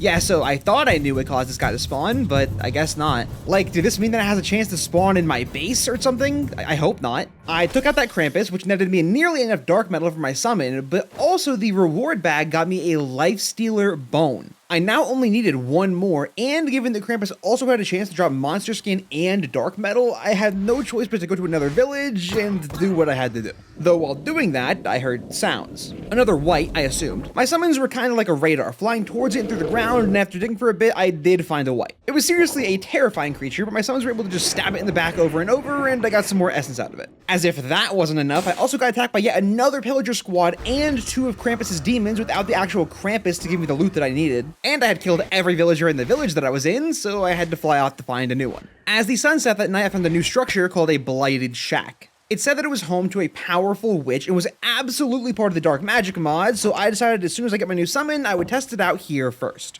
I put down a waystone for now and kept hunting that night. I managed to take out a Nightmare Stalker and get the rest of my monster skin, and I was about to head home to make the Fallen Knight summon when I saw another Lifestealer.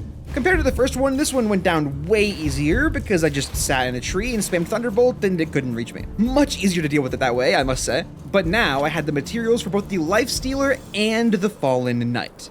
Actually, I needed one more dark metal nugget. So I spent day 70 getting that from Krampus and also gathering more soul energy for the rituals. I made a bone heart and then a dark atrium for the Lifestealer ritual, and then I made 4 dark metal armor plates for the Fallen Knight. Then I made more animation cores, a zombie summoning focus, and finally I made the Fallen Knight focus. And just look how awesome these guys look. A force to be reckoned with for sure. And I was going to make the Lifestealer when I realized that I actually needed hanging roots to make the leeching focus that I needed to actually make it. So yeah, I had to go find a lush cave for this. I went ahead and max enchanted the Fallen Knight, and on day 71, I flew off, found a lush cave, and used bone meal to get the hanging roots. Then had to go and get beet roots because that was also needed for the spell. Once the sun went down, I made the leeching focus, which was pretty cool actually. Let me drain the life from whatever I was looking at to heal myself. Though that was of course not why I made it. It was time to make the Lifestealer. Okay, 4, 5, 6. The atrium, and then the skull that I got from that little graveyard. Okay, I have a full totem in here. 10,000 soul energy. Here we go. There it is. Lifestealer focus. Now, I saw this one in JEI forever ago. I didn't think I'd ever be able to get it because the Lifestealer is so rare. I hadn't even seen one by the day like 60 or day like 50, whenever it was, day 50 or something like that. And this skull is a 5% drop rate, but I got blessed by that structure, and now I can summon my own Lifestealer. Oh, look at that. What a beast. Wait, he gives me a dark ward effect? I think that can prevent me from dying, but it can save you from death. I think that's actually, wow, that might be a better summon than I thought. I max enchanted the Lifestealer summon, and now my army's power had grown massively. And day 72, I wanted to test my new summons on that Blighted Shack. Okay, Blighted Shack. Let's see what you got going on. Where is the powerful witch? Upstairs, presumably? Oh my god, that was loud. Oh my god, Granny Grimhilda. Go, Fallen Knights. Wow, they can't get through the door, and they're getting spammed. Okay. Okay, now you're getting wet. Now you're getting, okay, my summons are getting trolled. Mess her up. You're dying to bats? Cactus? Bro, they're getting clowned on. Okay, fine. Lifestealer. I don't know if you'll fit in here. Lifestealer, go. Mess her up. Oh, there we go. 2 Lifestealer? 2! One of them is all I can even handle. Okay, they're stuck. Okay, okay, there's 3 Lifestealer. 3! Wow, this is a really annoying fight. I'm glad I'm not the one dealing with it. They are. Mess her up. Get her. And she's gone. Oh, they got her. Good job, y'all. Dismissed. So I'm not gonna lie, that was pretty embarrassing. Feather falling 4, yes, yippee. That was a pretty embarrassing display, but this hat is good. I need this for summoning a boss later, I think. Yeah, look, I can summon a boss with this later. Now I need to get a witch hat and a tome. Oh, and I can make a witch hat. Okay, we're good, that's good. Okay, so not the greatest display ever, but to be fair, that room was insanely cramped. Though there was something else that I wanted to do that would hopefully be a better test. I was still looking for more of those forbidden pieces to give me the secret magic or whatever it was, and I figured the structures from the magic mod were probably the best bet. There was an item that I could make with Essence of Shadow called the Cryptic Eye. I assumed that it was like an Eye of Ender would lead me to a structure and help me get more of the pieces. I crafted it, and I could in fact throw it to find something, not sure what, just something, and I started heading for it. Along the way, I saw a few other structures, one of which looked very interesting. Turns out it was called a Dark Manor, and I decided to take it on. It was an Illager structure, and it was definitely dark magic related. It seemed like they were doing some sort of experiments to turn villagers into Ravagers or something, because there was a very strange half Ravager thing in the dungeon below the manor. I cleared the place with my Reapers and Fallen Knights, but honestly, there wasn't really much here. I checked out everything I could find and got pretty much nothing out of it. I continued following the eye, and eventually it led me to the entrance of a crypt.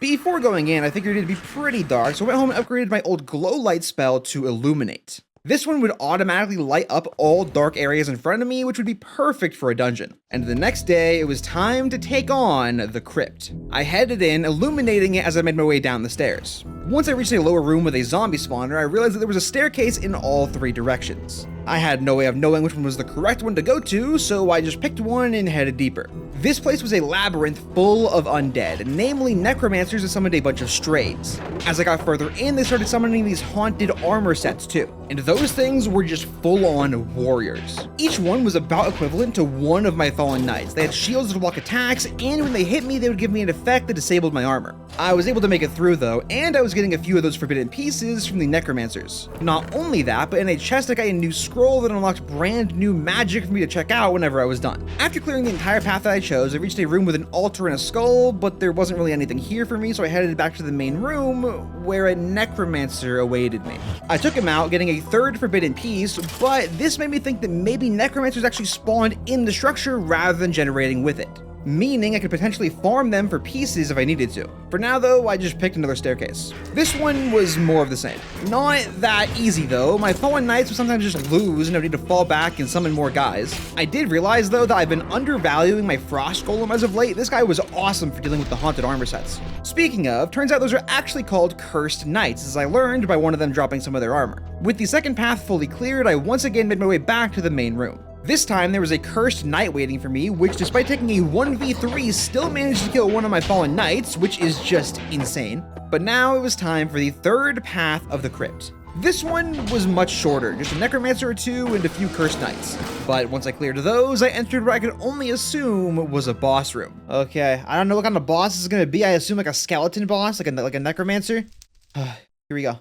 Fallen Knights. I only got 2? Oh, no, I got 3. Oh, I got 4. Oh, huge. And we're gonna get out the Life Stealer for this. I'm gonna suck some energy from my other totem. Let's go Life Stealer. You got room to play this time, buddy. Oh my god, there's so many. Why am I allowed to have so many of them? Look at this. They give me luck and Dark Ward. Dark Ward is like, it prevents me from dying, I think. All right, get my goats out. We're going all in. I don't know what this boss is gonna be. I'm gonna bulwark up. Bang. Let me get my golem out. Boom. All right, Vanguard. Boom. Am I forgetting anyone? I don't think so. Oh, the Reapers. Oh, shoot. I gotta get the Reapers out. All right, Reapers. All of my summons are now out. Oh, we are so here. Oh, my gas. I almost forgot my gas. Wow, I have a lot of summons, don't I? Now all my summons are here. I'm not too confident in the gas doing well, though. But we'll see. All right, I'm gonna get Ghostfire ready. I'll get Thunderbolt just to have it ready. Okay, here we go. How do I fight this thing? By right-clicking it? Oh, there we go. Back up, boss. The Skull Lord. Up there in the sky. It's a skull. Okay, he's a summoner. Am I winning? Oh, wow. Huh. Look at this little guy. Oh, he can't do anything. Bro. Bro, that guy got oh my god. Treasure pouch? That's all he dropped? Oh, I guess he also opens these chests. Wow. I'm not gonna lie. That was really loud. Goodbye. Okay, I had to dismiss my squad. That was, okay, I'm not gonna lie. Maybe in the future I don't summon everything I have all at once. That was pretty loud. And also, I barely saw the boss. I got a treasure pouch. I guess I can open that first. Let's see. Dark alloy ingot, some ender pearls. Dark alloy. Oh, this is the stuff I made my armor out of. Okay, I mean, that's kind of annoying to make, actually. I'm kind of down for that. And what is this? Oh, huge! Wait, that's what oh, Pithos. It gave me a forbidden fragment. That's so good. Okay, I have 2 of these now. I probably have almost enough pieces to get a 3rd. And also all these chests. What do we got? Okay, these are not very good chests. I was expecting a little bit cool. Oh, never mind. Never mind. Oh my god. Good forbidden piece count too. 2 of those. And another one. There we go. Okay, now I can definitely make a 3rd. Okay, so between the 1 fragment that I have back home and the pieces I have back home, I should now have 3 total. That's 1/3 of what I need for the scroll. And not only that, but I got a brand new scroll here that I'm gonna have to go see what I can actually do with it. Also, I have this cool block, which I don't really... Oh, it's a chest! I was supposed to open it. Oh. Okay, I'm gonna go back home, I think. Back home on day 76, I looked through the book and I found the new stuff that I had learned from that scroll. First, I was now able to upgrade my cursed infuser into the grim infuser. This was just a faster version and it could process multiple items at once, which was very convenient. And then I unlocked some stuff that would allow me to get very strong, unique servants. I made 2 haunted armor stands. These were armor stands, but they had arms. And not only that, but by putting a full set of armor on them, okay, boom. Oh, shoot. Look at you. I can control him with, okay. Man, I kind of scammed you. You got terrible gear, bro. Okay, but now I know how you work. Hold on. Yeah, I'm gonna use the cursed night gear that I got. I'll go ahead and enchant it too. Okay, I'm gonna hope the durability doesn't matter. It probably does, to be honest. Prot 3? Prot 4? Okay. How do I get a black iron helmet? Okay, yeah, a diamond, okay. Okay, black iron helmet. Let's do black iron boots. I gotta enchant these. Unbreaking, that's like fine, I guess. Fire protection, not great, but this is mostly a testing thing. I don't really know what exactly I'm doing. Oh, what kind of weapon can I make you? Oh, I can give him this thing, the Soul Saber. Attacks apply soul something or other. It slows the target and deals more damage. Yeah, let's do that. Okay, bone handle, Soul Saber. I'm gonna give him this Soul Saber. And let's make him a shield. Those guys in the caves or in the crypt had so, like, their shields were so strong. They were able to, like, 1v3 my guys because they had shields. Smite 5, you know what? Actually, yes. Most enemies are undead, so actually that's really good. Okay, here we go. Soul Saber, a shield, and let's drip you out. I should probably repair this a little bit more because it has like literally 1 durability. Hold on. Let's put the helmet on you. Okay, this should be enough. You have Unbreaking 3. All right, now if I click you with an animation core, look at this guy. I notice his sword is, oh no, he's just looking this way. Yo, follow me. Do you follow me? Oh, you follow me. Okay, I gotta try him out. My own version of those insanely powerful knights from the crypt. Though, since these were permanent servants and not ones that I just summoned out of thin air, I would need a specific focus to actually bring them with me. I made a call focus. This would let me bind it to a servant and teleport it to me. But by instead upgrading it to a troop focus using a few more ender pearls, I could summon all of my servants of the same type at once. Meaning I get both of my haunted armors together. I wanted to test them out at night, but there was actually another permanent servant that I unlocked. For it, I would need to capture a black wolf and bring it to my altar. For that, I made a blowgun, darts, and a crate, and then I headed to that dungeon that I did ages ago that had a bunch of the wolves. Okay, wolf, where are you? You. Dart it. Boom. Oh, I missed. Oh god. Get in the box. Just get in it. Did I get him? Why are there 2 boxes? I don't know what just happened. Okay. This guy permanently reduces my health. I don't really like that. I didn't know they did that. Okay, I got him. Okay, this is like not real. Okay, I got the wolf that I need for the ritual, but I also want to try out my, that's a good target. Come here. Go. Haunted Knights, get him.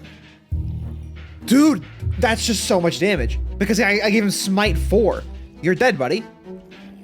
Okay, I'm not gonna lie. This guy is not gonna last very long. Mr. Diamond Armor guy, I didn't give him a shield.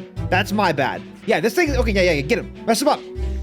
Yeah, mess with the spider, and then kill a demon. Dude. Okay, how do I heal them?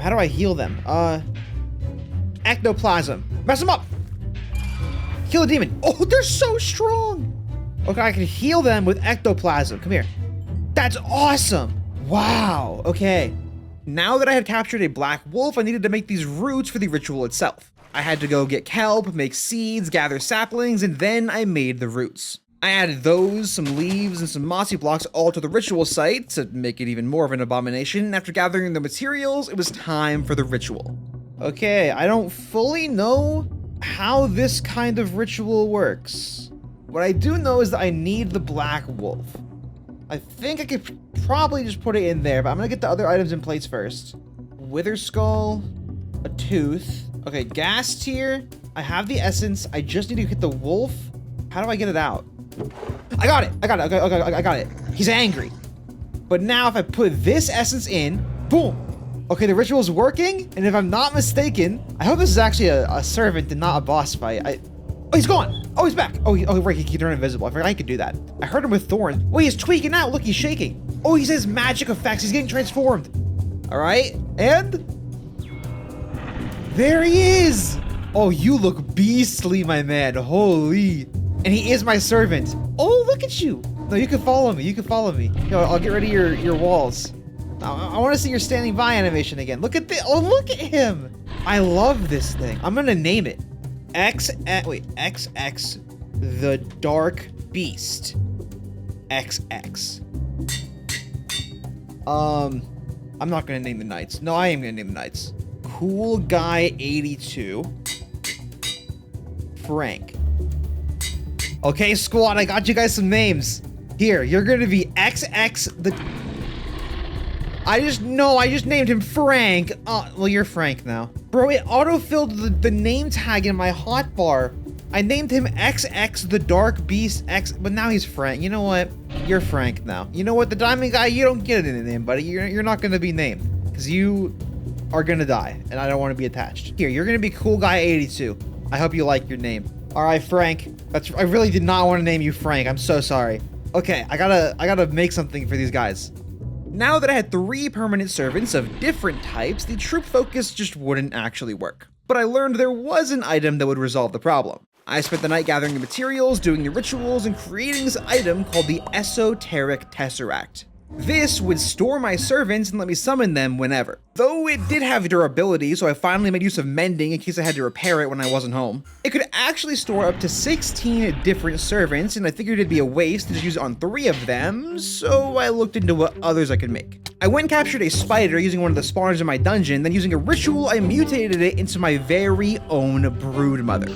I named it, and then I learned that I could actually ride this thing, which probably not that useful, but it was cool. I stored it in the Tesseract, and then I had 2 more that I wanted to make. One needed a lot of iron, so I went out and got that. Day 80, I performed a ritual to create a great hammer, then I brewed a potion of strength, and I had all that I needed for my next summon. But it was undead and had to be done at night, so I started preparing for the other one that I wanted to do at the same time by gathering the materials. Once it was night, I performed the rituals to make the Necro Crown, a Necro Cape, and a spare Necromancer Staff.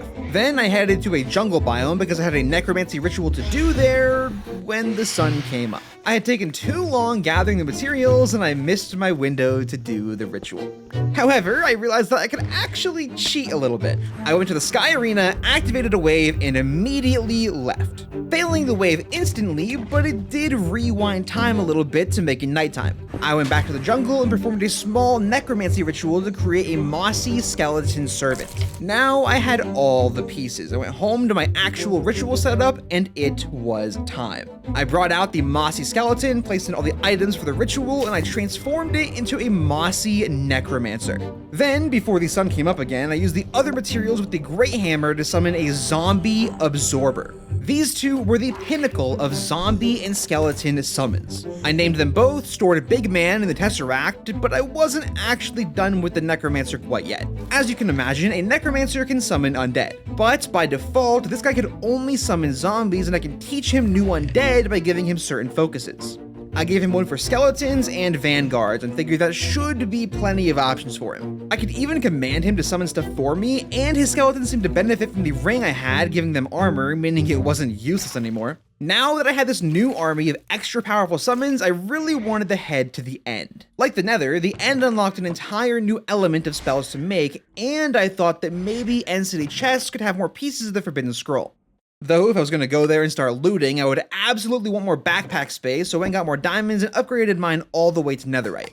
Day 82, since I would actually have to do all the rituals in the end itself, I started preparing the materials for the spells that I wanted to make. Which, of course, took literally the entire day, but now I had pretty much everything I needed. So on day 83, I started heading to the stronghold. I stopped along the way to farm villagers for soul energy though, filling up an entire second totem. Once I reached the stronghold, my FPS tanked. This was not your vanilla stronghold, that's for sure. It was gorgeous, a massive, well-designed structure full of cool mechanisms like fancy doors, but it was so laggy. Rather than explore this, I opted to just find the portal room as soon as possible. I actually think I've been in this kind of stronghold before, not sure which video, but I found a maze that kind of felt familiar. I made my way through it, found a massive door with an eye on it, and I pushed a button to reveal the portal room. Though rather than silverfish like normal, this portal was guarded by a ton of very deadly skeletons. They shredded my frost golem in just seconds, but luckily I was able to handle them myself for the most part. With those dealt with, I placed a waystone and went home to get more food, then I warped back and I headed into the end. Like the Nether, this unlocked new pages in my book. I read a few of them, one of which mentioned a structure in the end that I was absolutely going to take on if I could find it, and then I actually took a look at the end.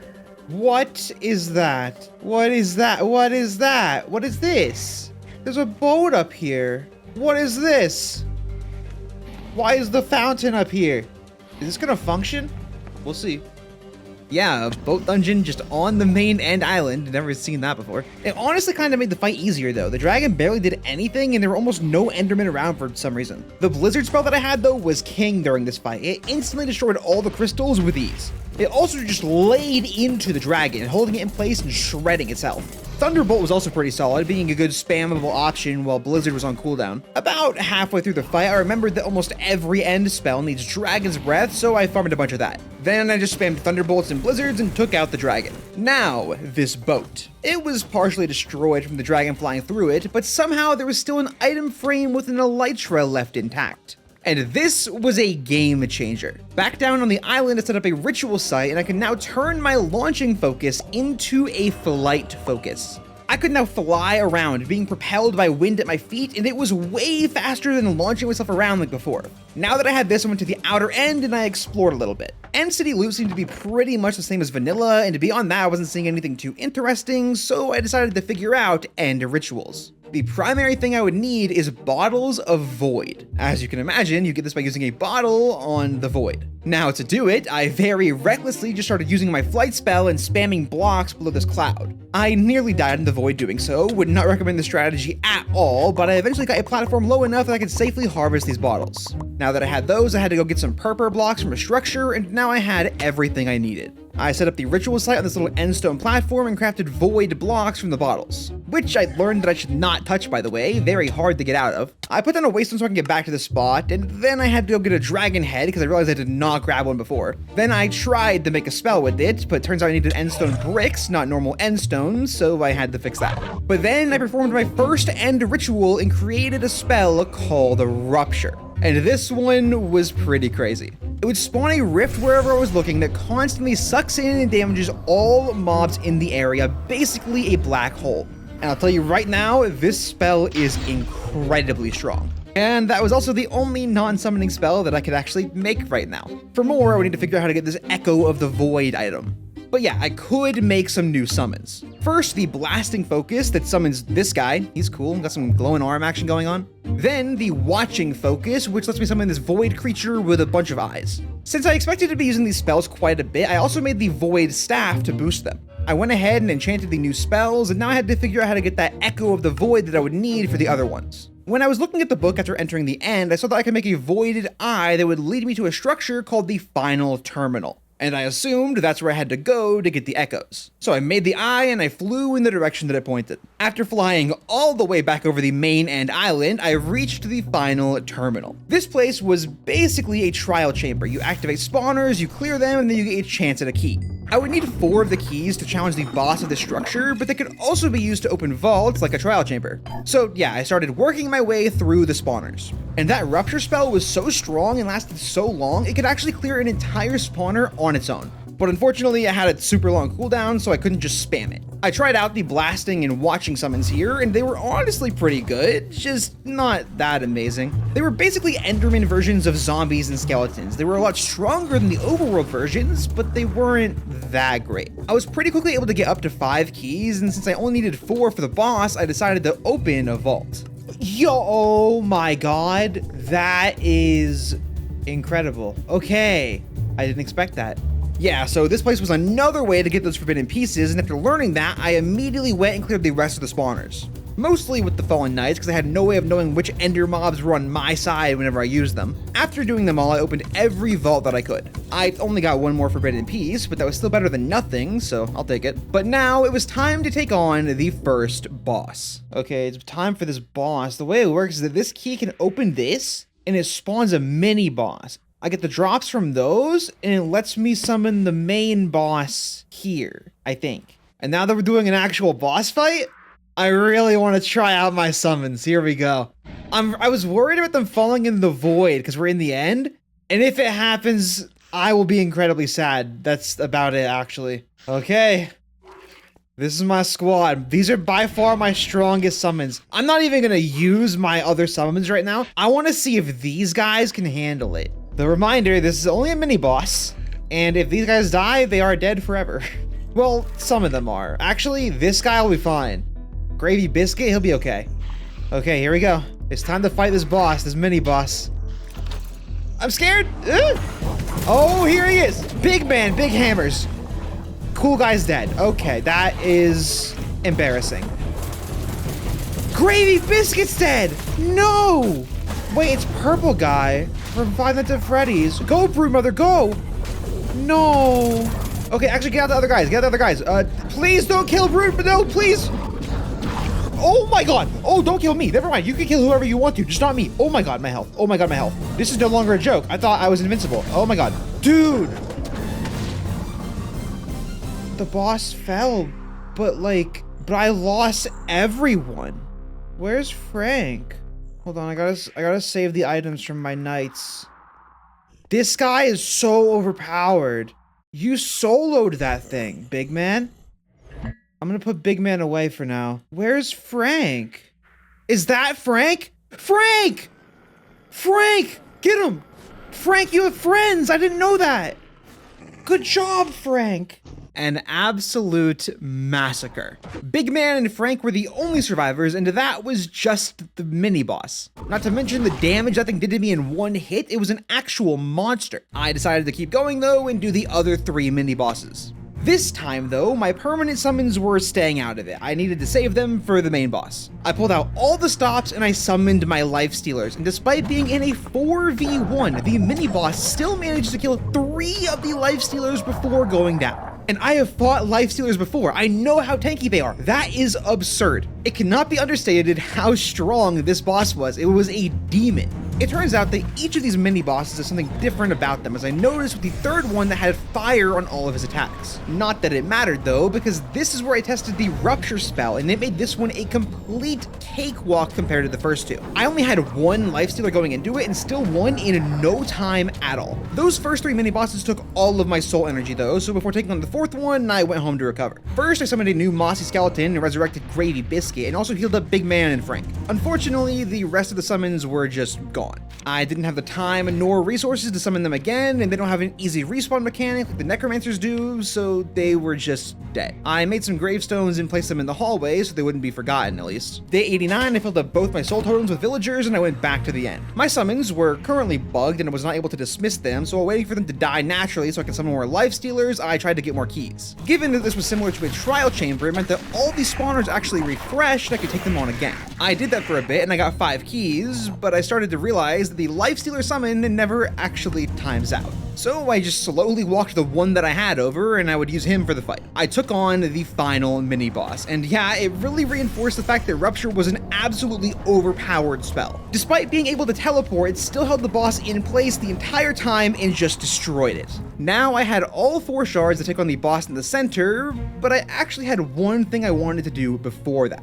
I saw in JEI that I could use one of these shards to summon my own Ender Scent servant. And an Ender Scent was what those mini-bosses were. I think it's from Minecraft Dungeons or something. This meant that I would need one more shard, but I looked into it and it turns out the mini-bosses actually refreshed just like the spawners. I waited around a little bit, and once they reset, I killed another one for a 5th shard. Then I needed a bucket of liquid void, which was a material in this arena actually, so I just grabbed some of that and I used it to make a void barrel. Now, this ritual would consume my watching focus, so I wouldn't have the end zombie summon that I just made, but honestly, it was pretty weak anyways, and I figured this was a worthy sacrifice. I headed to the ritual site, put everything in place, and I created my own Ender Scent servant. This thing should surely be a powerhouse. Though I noticed he wasn't quite as purple as the other ones, I still named him William Afton. Then I headed back to the final terminal, and it was time to take on this boss. Okay, bulwark up.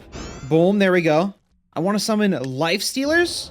Look at that. We got 2 of them this time. Okay, it's like random how many I get. And honestly, I want most of the attention to go to my guys here. Here we go. Frank, William Afton, Gravy Biscuit, and Big Man. These are my main summons. You know what? You get your guys out too, Gravy Biscuit. Get them out. Get them out. Let's go.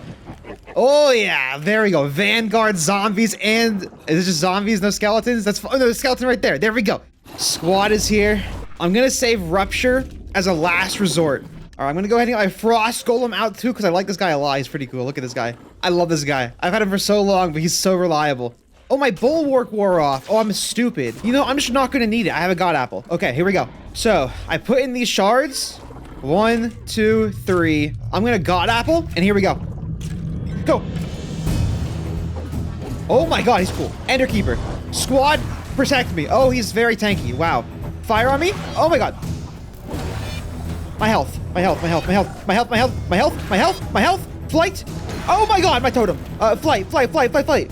Whoa, okay, okay, okay, okay, okay, okay, okay, okay.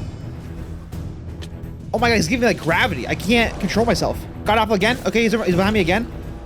Rupture. I said last ditch effort. This is it. Oh my God. Okay, I have to keep movement. I have to keep movement. My summons are my guys. They're gonna protect me. Oh my God, stay away from me. William Afton, no! It's okay, he always comes back. I got a shard. Yeah, he always comes back. We're good.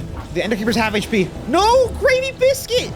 Okay, I got him in the jar. Oh my God, I just dodged a sword by a pixel, bro. What is he doing? What's he doing? What's he doing? What's he doing? Oh, no, no, no, no. Frank! Big man, you got this. He's full HP. Okay, I have Frank's soul. I remember Frank can respawn. Fire pillars, fire pillars, fire pillars. Oh my God, oh my God, oh my God. Dude, he has like a gravity effect. I can't fly. God Apple again. It's my last one. The boss is full. Ice Golem. Big man, you got this. Everyone else is dead. Okay, I do good damage on my own. Reapers, wrong staff. I can't stop flying. He'll kill me. Golden Apple. Oh my, he does like half my health in one hit. Big man is still alive, by the way. He's a champion. Okay, I should keep hitting him whenever I can. This is hard, though.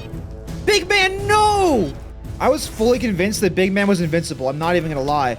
Okay, I need more Lifestealers. Oh my God. What is... Okay, those slashes do more damage the longer they go. Lifestealers, go, go, go. Now. Get him! No, he's... No, no, no, no, stop! Why? Okay, he didn't recover as much this time. He didn't recover as much, but he healed a lot. He ate my summons. Reapers. Come on, Reapers, you can do something. Come on. Bulwark is saving my life right now. I have 1 golden apple left. I have 52 golden carrots at least. Okay. Yep, there goes my Bulwark. Okay, I'm out of Bulwark shields. Blasting focus. They're dead. They died immediately. I summoned them, they died immediately. They're so bad, bro. Eat that. Get him, Blaster! Oh, one of them's alive. I didn't know. Reapers. Dodge. Holy, I just dodged something crazy. All right, he's half HP again. Is he gonna suck everything in and eat them again? Where'd he go? Hello?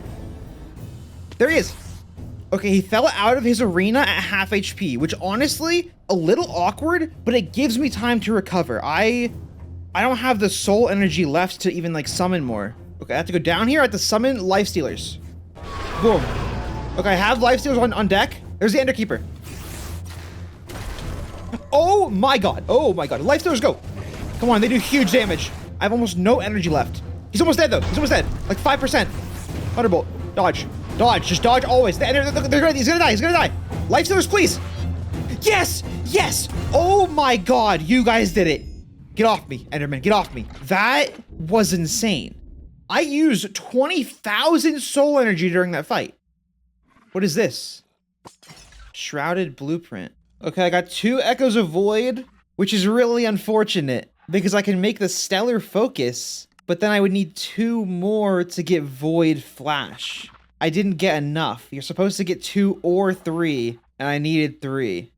I can't beat that thing again. That took everything I had. Okay, well, one thing that I can do right now is I can make this spell. The Stellar Focus. What does this do? Oh my... Now that's a spell. Okay, that's pretty sick, actually. Wait, that's cool. It just summons a bunch of like projectiles that all kill everything around me. Okay, I like that. I like that. That's going in the loadout for sure. With the Enderkeeper defeated and my new spell obtained, I headed home. I enchanted the Stellar Focus immediately, but now I had to recover. I went and resurrected Frank by using the soul that he dropped on a wild black wolf. Then I gathered the materials that I needed to revive Big Man, William Afton, and Gravy Biscuit. Before reviving them though, I wanted to finally complete the Forbidden Scroll. I did a bit of research and learned of a way to actually rematch the Skull Lord boss that I fought in the crypt, which would give me forbidden fragments every single time. For it, I would need respawn anchors, so I went to the Nether to trade piglins for crying obsidian. I got my respawn anchors, I summoned a mossy skeleton for whenever I revived Gravy Biscuit, and on day 94, I was back in the crypt. I put the Pythos thing back in its place, and now by using a respawn anchor on it, I could just re-summon the Skull Lord. I just spammed my new Stellar spell at his summons and let my Fallen Knights handle the boss, and it was pretty easy. Every time I beat this, the Pythos refilled with 1 forbidden fragment. I repeated it a few times and learned the Stellar spell does really good damage, by the way. Amazing pickup. But yeah, now I had enough fragments to make the Forbidden Scroll and use it. This unlocked the highest tier of necromancy gear, the Nameless set. My undead servants would passively heal, some would gain extra abilities apparently, and the staff unlocked a brand new unique spell. I had to make this stuff because on day 100 I had a boss that I wanted to fight. And from what I read, he's even stronger than the Enderkeeper that took 3 god apples and a totem from me. Immediately I started gathering materials. This needed a lot of random stuff, all kinds of mob drops, a daylight detector for some reason, just a lot. With it all though, I was able to make the Heart of the Night. And then with that and a few forbidden pieces, I could upgrade my Necromancer staff into the Nameless staff. Then I made a Necromancer cape and I upgraded it into the Nameless cape. And then I had to go on a quick side mission in the Nether to get brown mushrooms for fermented spider eyes, but after that I made a Necromancer crown and I upgraded it into the Nameless crown. The full set was mine. Now my undead summons were even stronger than before, and given that's most of my summons, this was huge. Not only that, but this unlocked a new spell. The Soul Bolt spell that I made ages ago, all it did was some basic knockback. But now, when cast by this staff, it fires a much more powerful green bolt that does a ton of damage. And not only that, oh my, yo, what? Wait, that's cool. Are you like a perma guy or are you temporary? Wait, can you go in here? Come back. That's so sick. What? Okay. Yeah, so this spell, when it kills certain enemies, converts them into my own undead summons. I tested the power of the spell on a Krampus too, and this was pretty good. Not the strongest damage that I had or anything, but it was definitely up there. I was looking for a new village to get soul energy from when I found a pillager camp, and turns out I can also convert them into zombie or skeleton versions to fight for me. I didn't really want to fill up my tesseract with weak fodder like this though, but I figured that I would keep them for now. Once I found a village, I got all my soul energy back, and then I resurrected Gravy Biscuit. I decided to leave these zombie villager and pillagers in my dungeon, and they could just live here now, I guess. Then I revived Big Man because he was way too powerful to not have. And finally, because he always comes back, we had to bring back William Afton. I headed to the end, got more bottles of void, then I performed the ritual to summon him once again, though I wasn't quite done with him. I ended up learning why he died so easily against the Enderkeeper and why he seemed weaker than the boss ones. There was an item that I had to make called the Ender Scent Enchanted Book.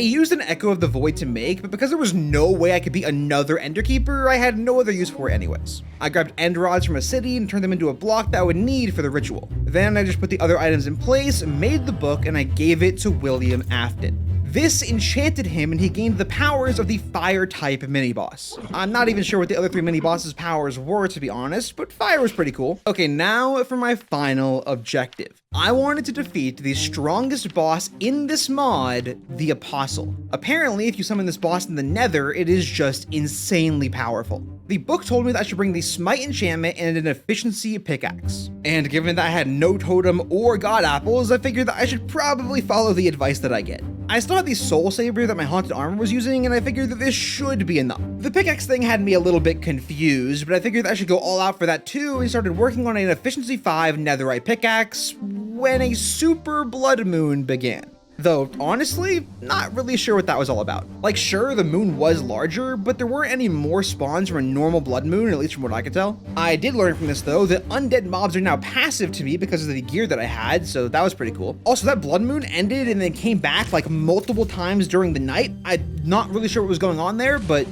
sure. Anyways, I upgraded my diamond pick to efficiency 5 and then made it netherite for whatever I needed it for during the fight. Day 98, it was time for me to prepare for the ritual to summon the Apostle. I made a witch hat, and then in the nether, I used a ritual to create this infernal tome. These items, combined with the warlock sash I got early on and the crone hat that I got from the witch mini-boss, could be used to summon the Apostle. Also turns out this tome could be used to cast a funny little spell that spawns fire below the target's feet, which was not that good, but cool. What was good though is that I tested the nameless staff a little bit more in the nether and learned that I can get zombified piglin brutes on my side. I grabbed a few of those because brutes are strong and I figured they'd be decent against the boss.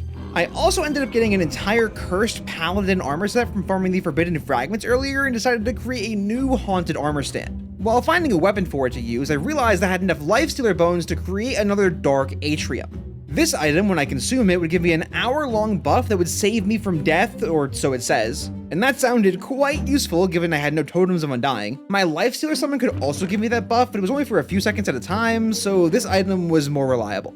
Because I was using the Smite sword anyways, I decided to give my scythe to my new haunted armor, who I named the Reaper. Though I immediately went to get soul energy and realized that I gave him my weapon that I needed to get energy. Luckily, I still had my old diamond sword and just used that. I made 27 golden apples, then farmed some XP in the arena and re-enchanted my bulwark spell with duration 3, potency 3. I learned during the end dungeon that it did not have duration and these shields wore off way too fast. I was now fully prepared. All I had to do was set up the ritual and face this boss. Given the nether was kind of just a mess of a place to deal with, I figured the smartest place to fight this thing would be on the nether roof. It was completely flat, no extra enemies to make the fight a complete mess. It was perfect. I made my way to the top of the nether, placed a ladder, and threw a pearl to clip through. I then illuminated the area, built the ritual setup, activated the buffs from my arena trophies, and it was time for the final battle to begin. Okay, final boss time. I want to get out my server. I'm worried they're going to walk into the soul fire. I'm hoping they don't do that. The soul fire has to be there though for the ritual, which is really annoying. I'm going to break it like immediately. Big man, let's go. The whole gang is here. William Afton, big man, Gravy Biscuits in there. I can see him. Frank, the Reaper. Look at this guy. He has my weapon. He has my scythe. Okay. Life stealers, get out here. The squad. I actually only got one life stealer. Oh, can this staff not summon multiple at the other one? Oh, no. I have a buff called Rallied. Why do I have that? Oh, I got my squad. Dude, we're rallied right now. I'll go ahead and use the Dark Atrium. 1 hour of Dark Ward. I cannot die for the next hour. Maybe. Let's get out my knights. That's a squad right there. Let's get out my blastlings. There we go. You know what? Screw it. Let's get out my goats. I love my goats. I never get to use them because they're really bad. Let's get out the vanguard. Boom. All right, here we go. Bulwark. Boom. All right, I put this netherite ingot on there and the fight begins. Lock in. Go. You're about to face him. Oh my god. Dude, if the boss fight gives you a warning saying, are you really sure you want to fight this right now? It's a bad idea. Okay, let's do it. Here we go. Back up, back up, back up, squad, back up, squad. My army. Today we fight the Apostle in his own domain. A dark presence washes over you. Dude, this is really tripping me. There he is. Get him. What am I have burn hex, okay. I don't know what that means. Why is he full health still? Mess him up, squad. Why is he full health still? I'm gonna rupture. I put the rupture in a really bad spot. Yo, the Reaper, you gonna get active?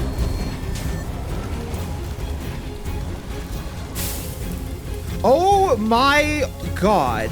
The Reaper's dead, no! He also burned my scythe, by the way. My scythe is gone. Okay, look at his health bar. Look at the health bar. When I hit him with my sword, he gets a debuff. Is that a smite related thing? Oh, and he regens so fast. Is smite how you turn off his healing? Is that it? That's mad annoying if real. It's a magic mod, bro. I want to use my magic. Okay, yeah, smite is like sick. What is the... Dude, he's like shooting like a railgun at me or something. I have no idea what it is. I'm scared to stop moving though. Oh my God, everyone's on fire. Stellar. Huge. This Stellar spell is so strong. Dude, my Piglin Brutes are immune to fire. They can't even die. Like, he's using all fire attacks right now. So why did I need a pickaxe? No, this smite thing, I'm not gonna lie. The smite thing makes me gravely upset. I'm very upset. I don't like this. Oh, okay, I can see where he's gonna teleport to, and I can go there ahead of time. Dude, Big Man is way over there. He's so slow.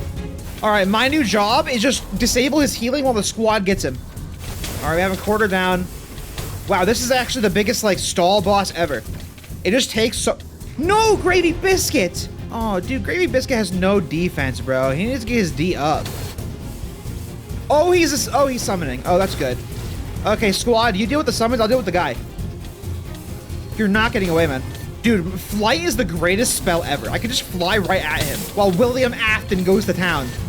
Screw these blazes, bro. No! William Afton, no! Wait, Frank died too? Oh my God, this is not good, actually. Okay, he's 60% HP. He's doing really good damage to me, by the way. I've gone like most of 100 days not taking any damage because the armor is so strong. This guy's doing a lot of damage with a bow, by the way. What's happening? He's full health? Dude, that took so long. He just shot something at Big Man. Don't do that. Okay, now he looks different at least. I still have to smite him? Are you kidding? Oh my God. Pickaxe? Okay.